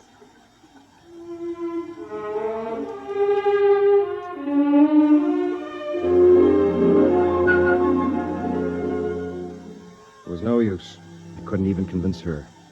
But as we sat together and talked, I began to forget my problems. I was enchanted by her. And I think she liked me, too. After a while, as though it were the most natural thing in the world, she was in my arms, and I was kissing her. What's going on here? Oh, Jedediah. You're a disgrace to your people. Are you out of your mind, girl? You can't mess around with a dirty native and keep your self-respect. Now, just a minute, you... Shut up! As for you, you've got to learn something and learn it good. Natives don't fool around with hotter women. I'm going to impress that little lesson on you right here and now. Jedediah, don't! I've had enough from you. Dante, you struck him. He tried to hit me first. Get up, Jedediah. You're not hurt. Oh, sure. Help! Help! The natives are revolting! Help! Well, that did it. People began to shout and run all over the place.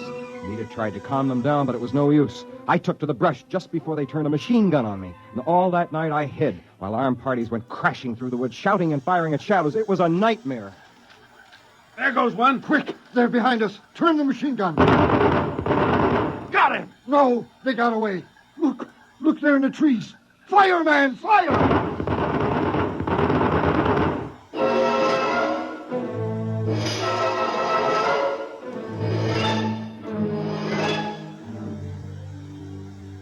It was like that all night long.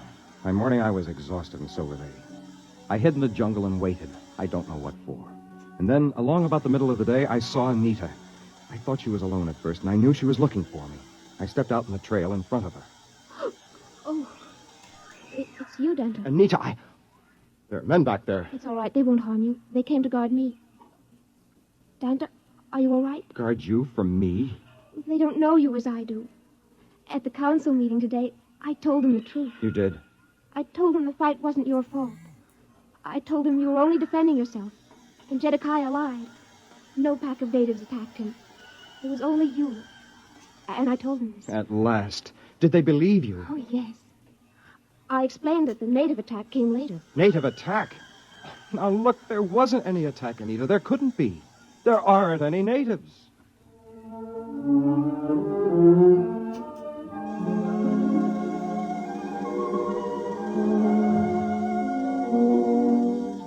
I could tell right then it was no use trying to convince anyone, even the girl I loved. It was then that I decided back to her people and waited for a time just to make them nervous. Then, the next morning, I came striding into the middle of the Hutter camp. Halt! One step more and I'll kill you. I want to see Simeon. All right, Jedediah, I'll take over. Here I am, Dante. Shall I shoot him, Simeon? No, let him speak. Go on, Dante. What is it? I have come here to bring you a declaration of war. What? I'll kill him now. What is it? What happened? Oh, Dante, what is it? It's war. But I begged with you to bring peace to your people. They wouldn't listen. It's war. All the tribes are gathering from every outlying island. How many are there? Many thousands, 50 or 60. We will fight to the death. Dante, wait. Surely we can reach an agreement. Why shed all this blood? There is a way. I thought so. What do you want? Equal rights. Yes. What else? That is all. Except, naturally, an alliance between the ruling clan of the Hutters and the ruling clan of New Tahiti. In short, a marriage. Never. We'll fight, even though we're wiped out. We can't. We wouldn't have a chance. Accept, Father. Accept before it's too late. How can I accept? Where could I find a Hutter woman who would sacrifice herself for a marriage like that? Why don't you ask me?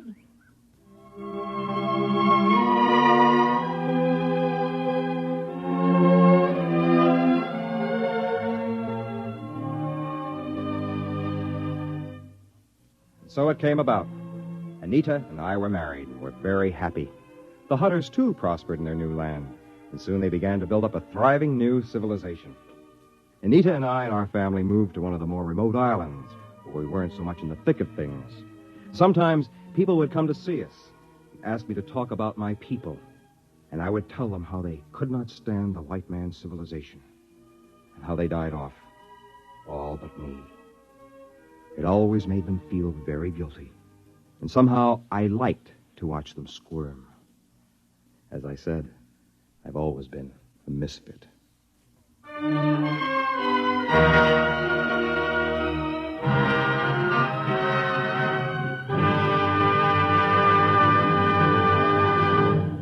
Fred Collins again. I'll have another word about X-1 in a moment.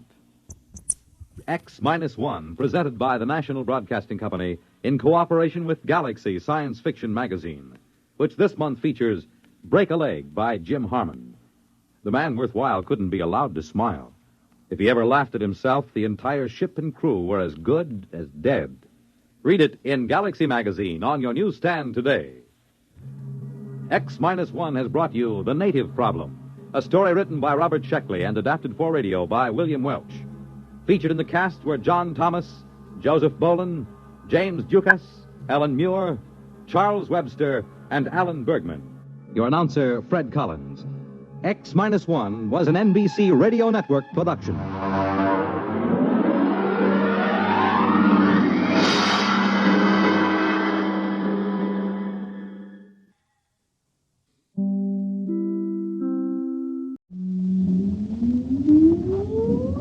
Countdown for blast off. X-5, 4, 3, 2, X-1, fire.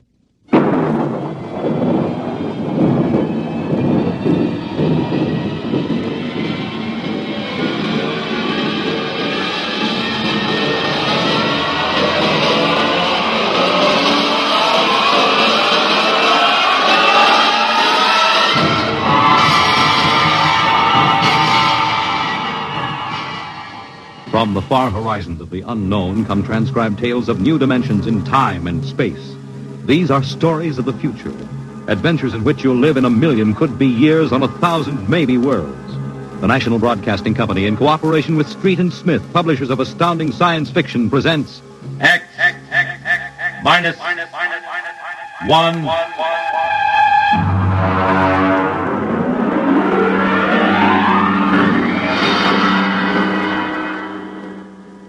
Tonight's story, HelloTomorrow.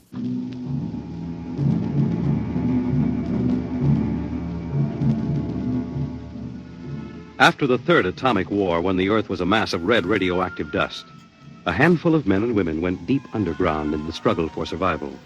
A new civilization was built deep underground, a civilization which must keep a ceaseless vigil against the deadly gamma rays which filter down through the Earth.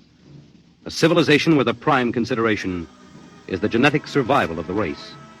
It is to this civilization in the year of our Lord, 4195, that we take you now.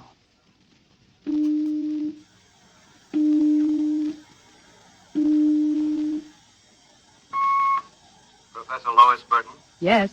I have a call from the Director of Emotional Stability for the Third Oblong. Go ahead, sir. Hello, darling. Hello, dear. How is the Director of Emotional Stability? My, how impressive that sounds. Don't joke, dear. You never know who may be listening. Sorry. How are you? You sound tired. Well, we've had some bad cases. Mostly frantic mothers who insist on imparting their feelings to children. I suspect it's chromosomes affected by gamma ray leakage from the surface, but the head of the psychotechnic division says they're glandular cases. But that isn't why I called. I have good news. What is it? The genetic board has approved our application for marriage. So soon? Our chromosomes tested perfect. We can marry any time we want. As a geneticist, you should know that our offspring should be 90 percentile of perfection. I know. What's the matter?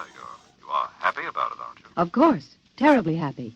I'm coming right over to the lab. You'll have to give me some time. What's the trouble? No trouble. You know that genetic survey I've been working on? Oh, what about it? Well, I've finally gotten permission to study an actual living case, a specimen of imperfect genetic transmission. Really? They're bringing him, or it, up from the condemned cages on the lower level. You will be careful. There's nothing to be afraid of. The specimen is XJ12. It's been studied before many times and is quite well trained. Oh, there's my door signal. I'll have to hang up, darling. See you later. Yes? Professor Burton? Yes. I'm from the Phylogenic Institute. Oh, you brought my specimen? May I come in? By all means.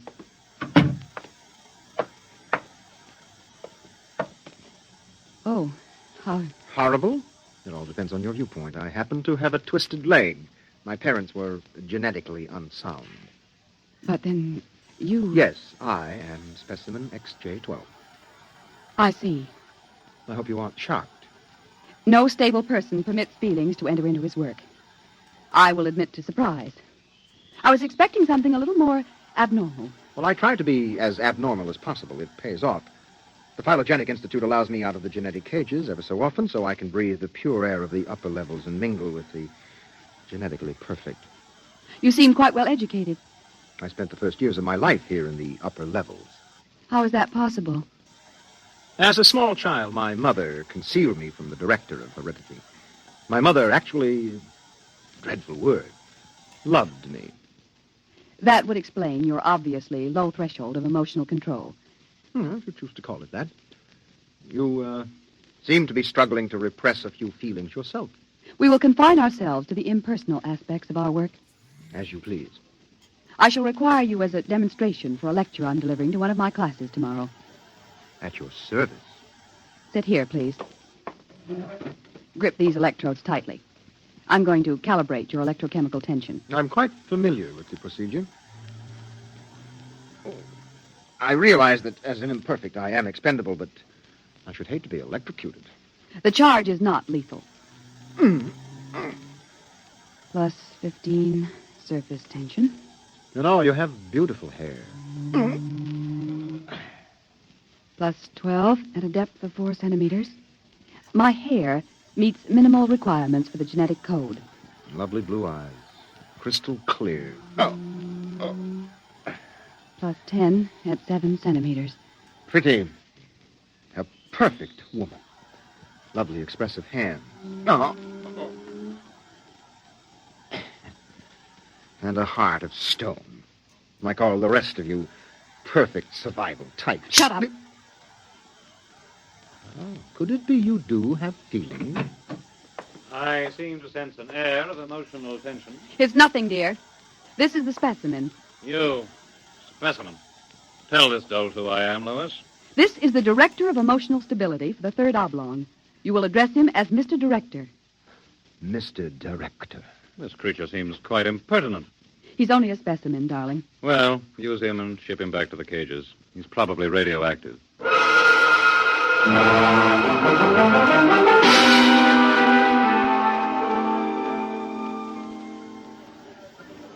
Attention, attention. The next demonstration will be conducted by Professor Lois Burton of the Institute of Genetics. Her topic, the probability of radioactive damage in the chromosome heredity of imperfect non-survival types. Professor Burton. As you know, most imperfects are destroyed at birth. However, those who, for one reason or another, manage to survive are segregated in cages on the lower level for study purposes. The specimen we have today has been trained to tell in his own words about the factors in his upbringing. You will have to forgive his immature emotional control factor. He is, as you can see, quite different. Specimen XJ12, you will proceed, please. Thank you. My mother was a psychotechnician in the Fifth Oblong. My father was an historian specializing in the records of pre-atomic surface culture. In the earthquake of 2170, apparently some hard radiation filtered down through the tunnels and penetrated the Fifth Oblong. The effect on my hereditary factors is quite apparent in this twisted leg. My father taught me in the last days before he was executed that every human personality is born with certain inalienable natural rights. The rights to have feelings, the right to mature, and above all, the right to be different from every other living organism. Because it cannot be otherwise, I submit to you, distinguished students, that the attempt by this society to abridge these rights is a violation of nature. I submit that the imperfects, the mutants, those who are different, have as much right to exist and be free as you. And I say break open the cages. Stop him! Give us back the right to be individuals. Stop him! Oh! Perhaps that will teach you. Professor Burton, take this specimen back to your laboratory and confine him.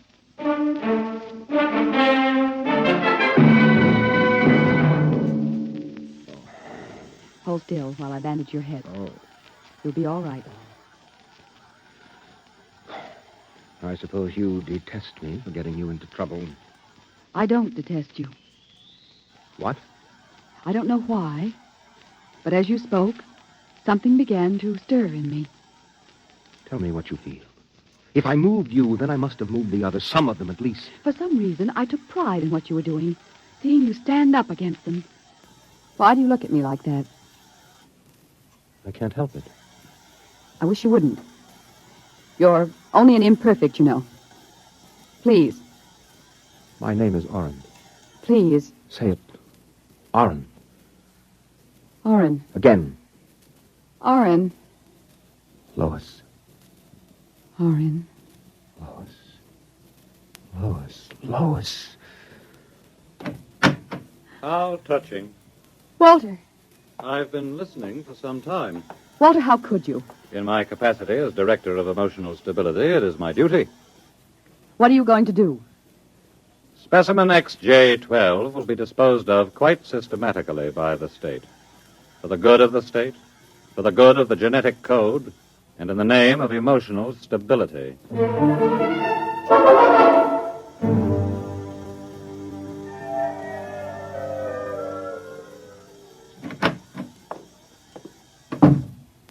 Walter, I have to talk to you. Go right ahead. Walter, you mustn't destroy him. The specimen? Why not? He's emotionally unstable. You have to expect irrational behavior. Aren't you forgetting something, my dear? That you were responding in much the same manner? Or had you forgotten?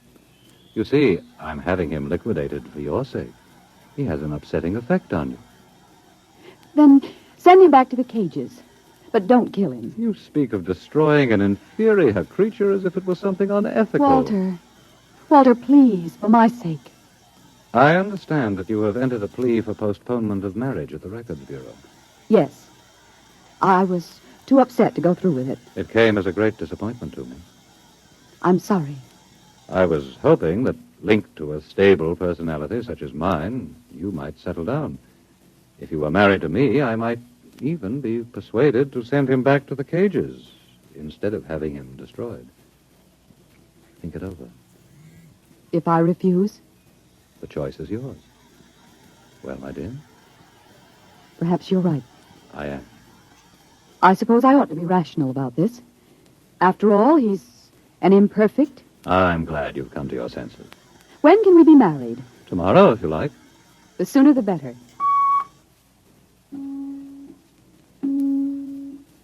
Let me talk to the custodian, please. Hello. This is the Director of Emotional Stability for the Third Oblong. I would like you to cancel the execution of specimen XJ12. Turn him over to be remanded permanently to the genetic cages. You'd better go. I'll pick you up in, say, an hour, and we'll make plans. All right? Yes. Yes, of course.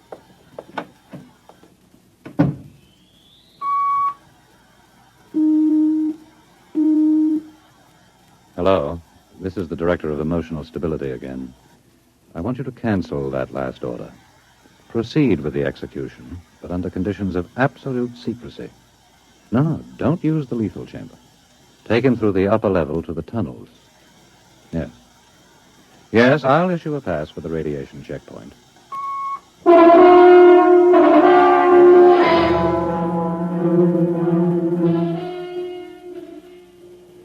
Into the elevator. Very well. Why are we going toward the surface? The cages are on the lower levels. Radiation check. I've never done that before. New procedure. Walk. Halt! You can't go beyond this point. There is radioactivity in the tunnels. I have a pass from the Director of Emotional Stability for the Third Oblong. Special mission. I'll open the airlock. March inside.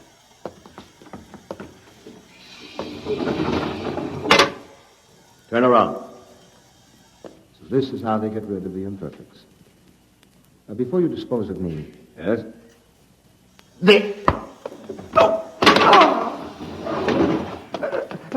Help! Security!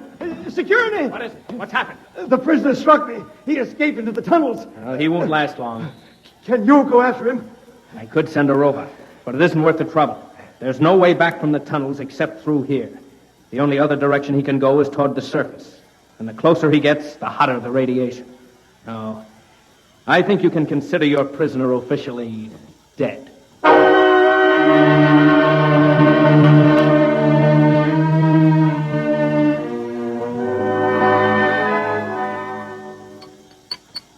More wine? No, thank you, Walter. You look very beautiful, my dear. Very beautiful. Thank you. The wedding will be a small affair. The Director of Endocrine Control, the Chief of the Security Guard... Walter? Yes? Was he returned to the cages? Oh, now, why must you spoil it? Was he, Walter? Well, as a matter of fact, there was a little difficulty. Difficulty? Yes, you see, XJ-12 escaped. How? Where? He struck a guard and ran off into the tunnels. The tunnels. But that's sure death. He's free to return any time he chooses. Now, don't become upset, darling. You planned it, didn't you, Walter? Stability, darling, stability. Stability, stability. Here's what I think of stability.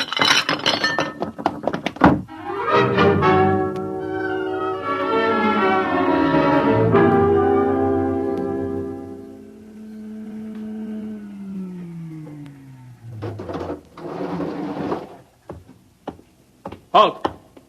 State your business. I'm Professor Burton of the Genetic Institute. You can't go into the tunnels, Professor. You'll have to let me by. I'm the fiancée of the Director of Emotional Stability. Oh, I suppose you're after the one who escaped? Yes. He's quite dangerous, I understand. I'm well armed.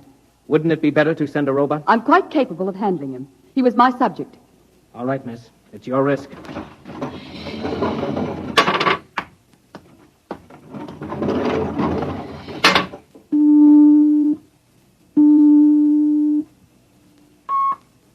Checkpoint.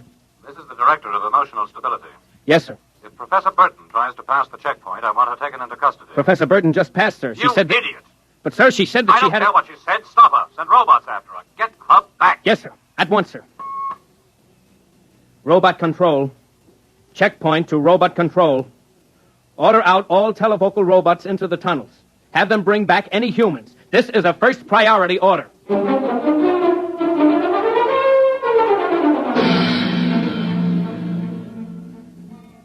Oren! Oren! Oren! Oren! Oren! Oren! Oren, where are you? Oren! Hello? Oren! It's Lois! This way. Behind the rock. Over here. Oh, darling, darling. Lois, why did you come here? It's I suicide. had to. Oh, darling, are you all right? So far. You've got to turn back. Give yourself up. They'll kill You me. can't stay here. The radiation is +4 at this point. It gets worse as you approach the surface. Lois, darling, go back. What will you do? I'm going ahead. But you can't. I can. I'm going to the surface. It's certain death. Not even the robots can survive it. At least I'll be the first human in 1,100 years to see what the surface of the Earth looks like. Come back with me. No, Lois. Then I'm going with you. Lois. Don't try to stop me, darling. There's nothing to go back to now. Nothing but Walter and emotional stability. You really want to come with me? Yes. You know what it means. I don't care. My mother used to believe there was a life after death. A place called heaven. We'll believe it, too. Oh, no, Lois, I can't let you go. Oren, I love you. See, I know how to say it now. Say it again. Oren, I love you. What is that? It sounds like... Oren, it's a robot patrol. They're looking for us. All right, come on. This way.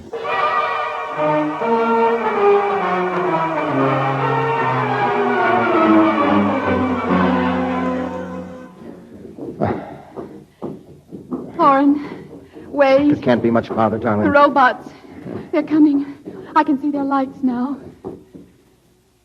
Listen, they've stopped. The lights are swinging round.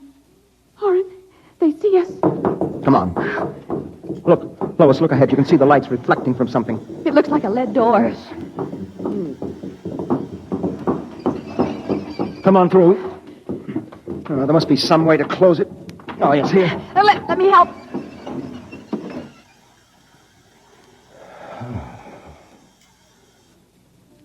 Well, they won't get through that. It's solid lead.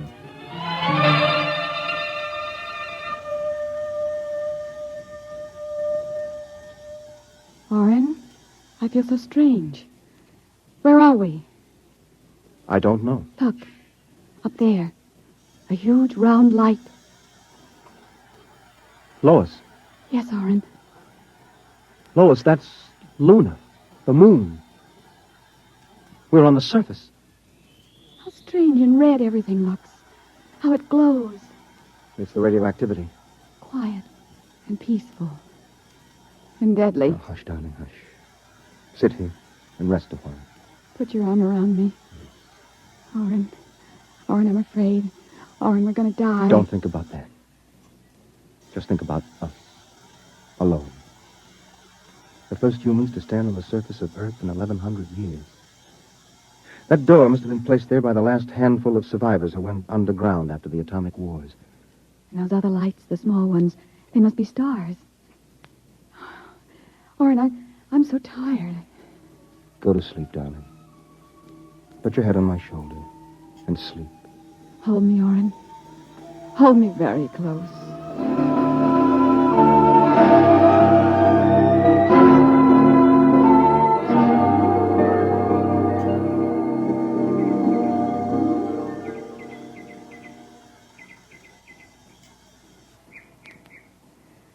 Orrin. Mm-hmm. Orrin, wake up. Hmm? What? Look, it's light. The whole universe is light. Oh, Orrin, how beautiful. Look.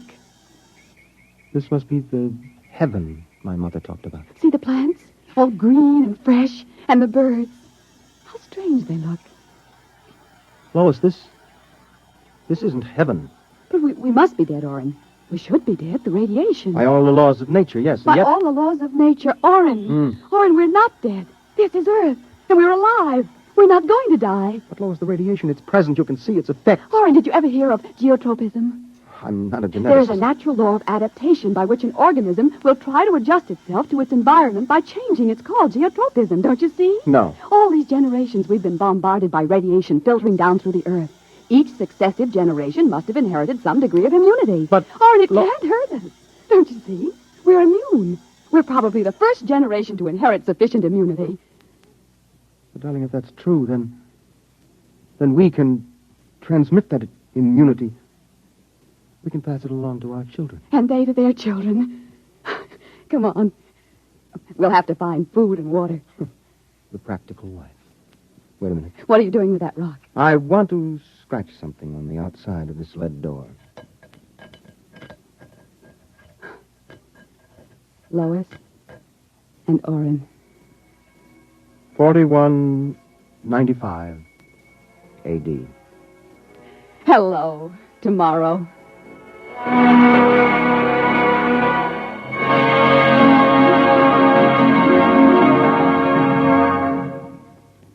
You have just heard X-1, presented by the National Broadcasting Company in cooperation with Street and Smith, publishers of astounding science fiction. Your announcer, Fred Collins. X-1 was an NBC Radio Network production.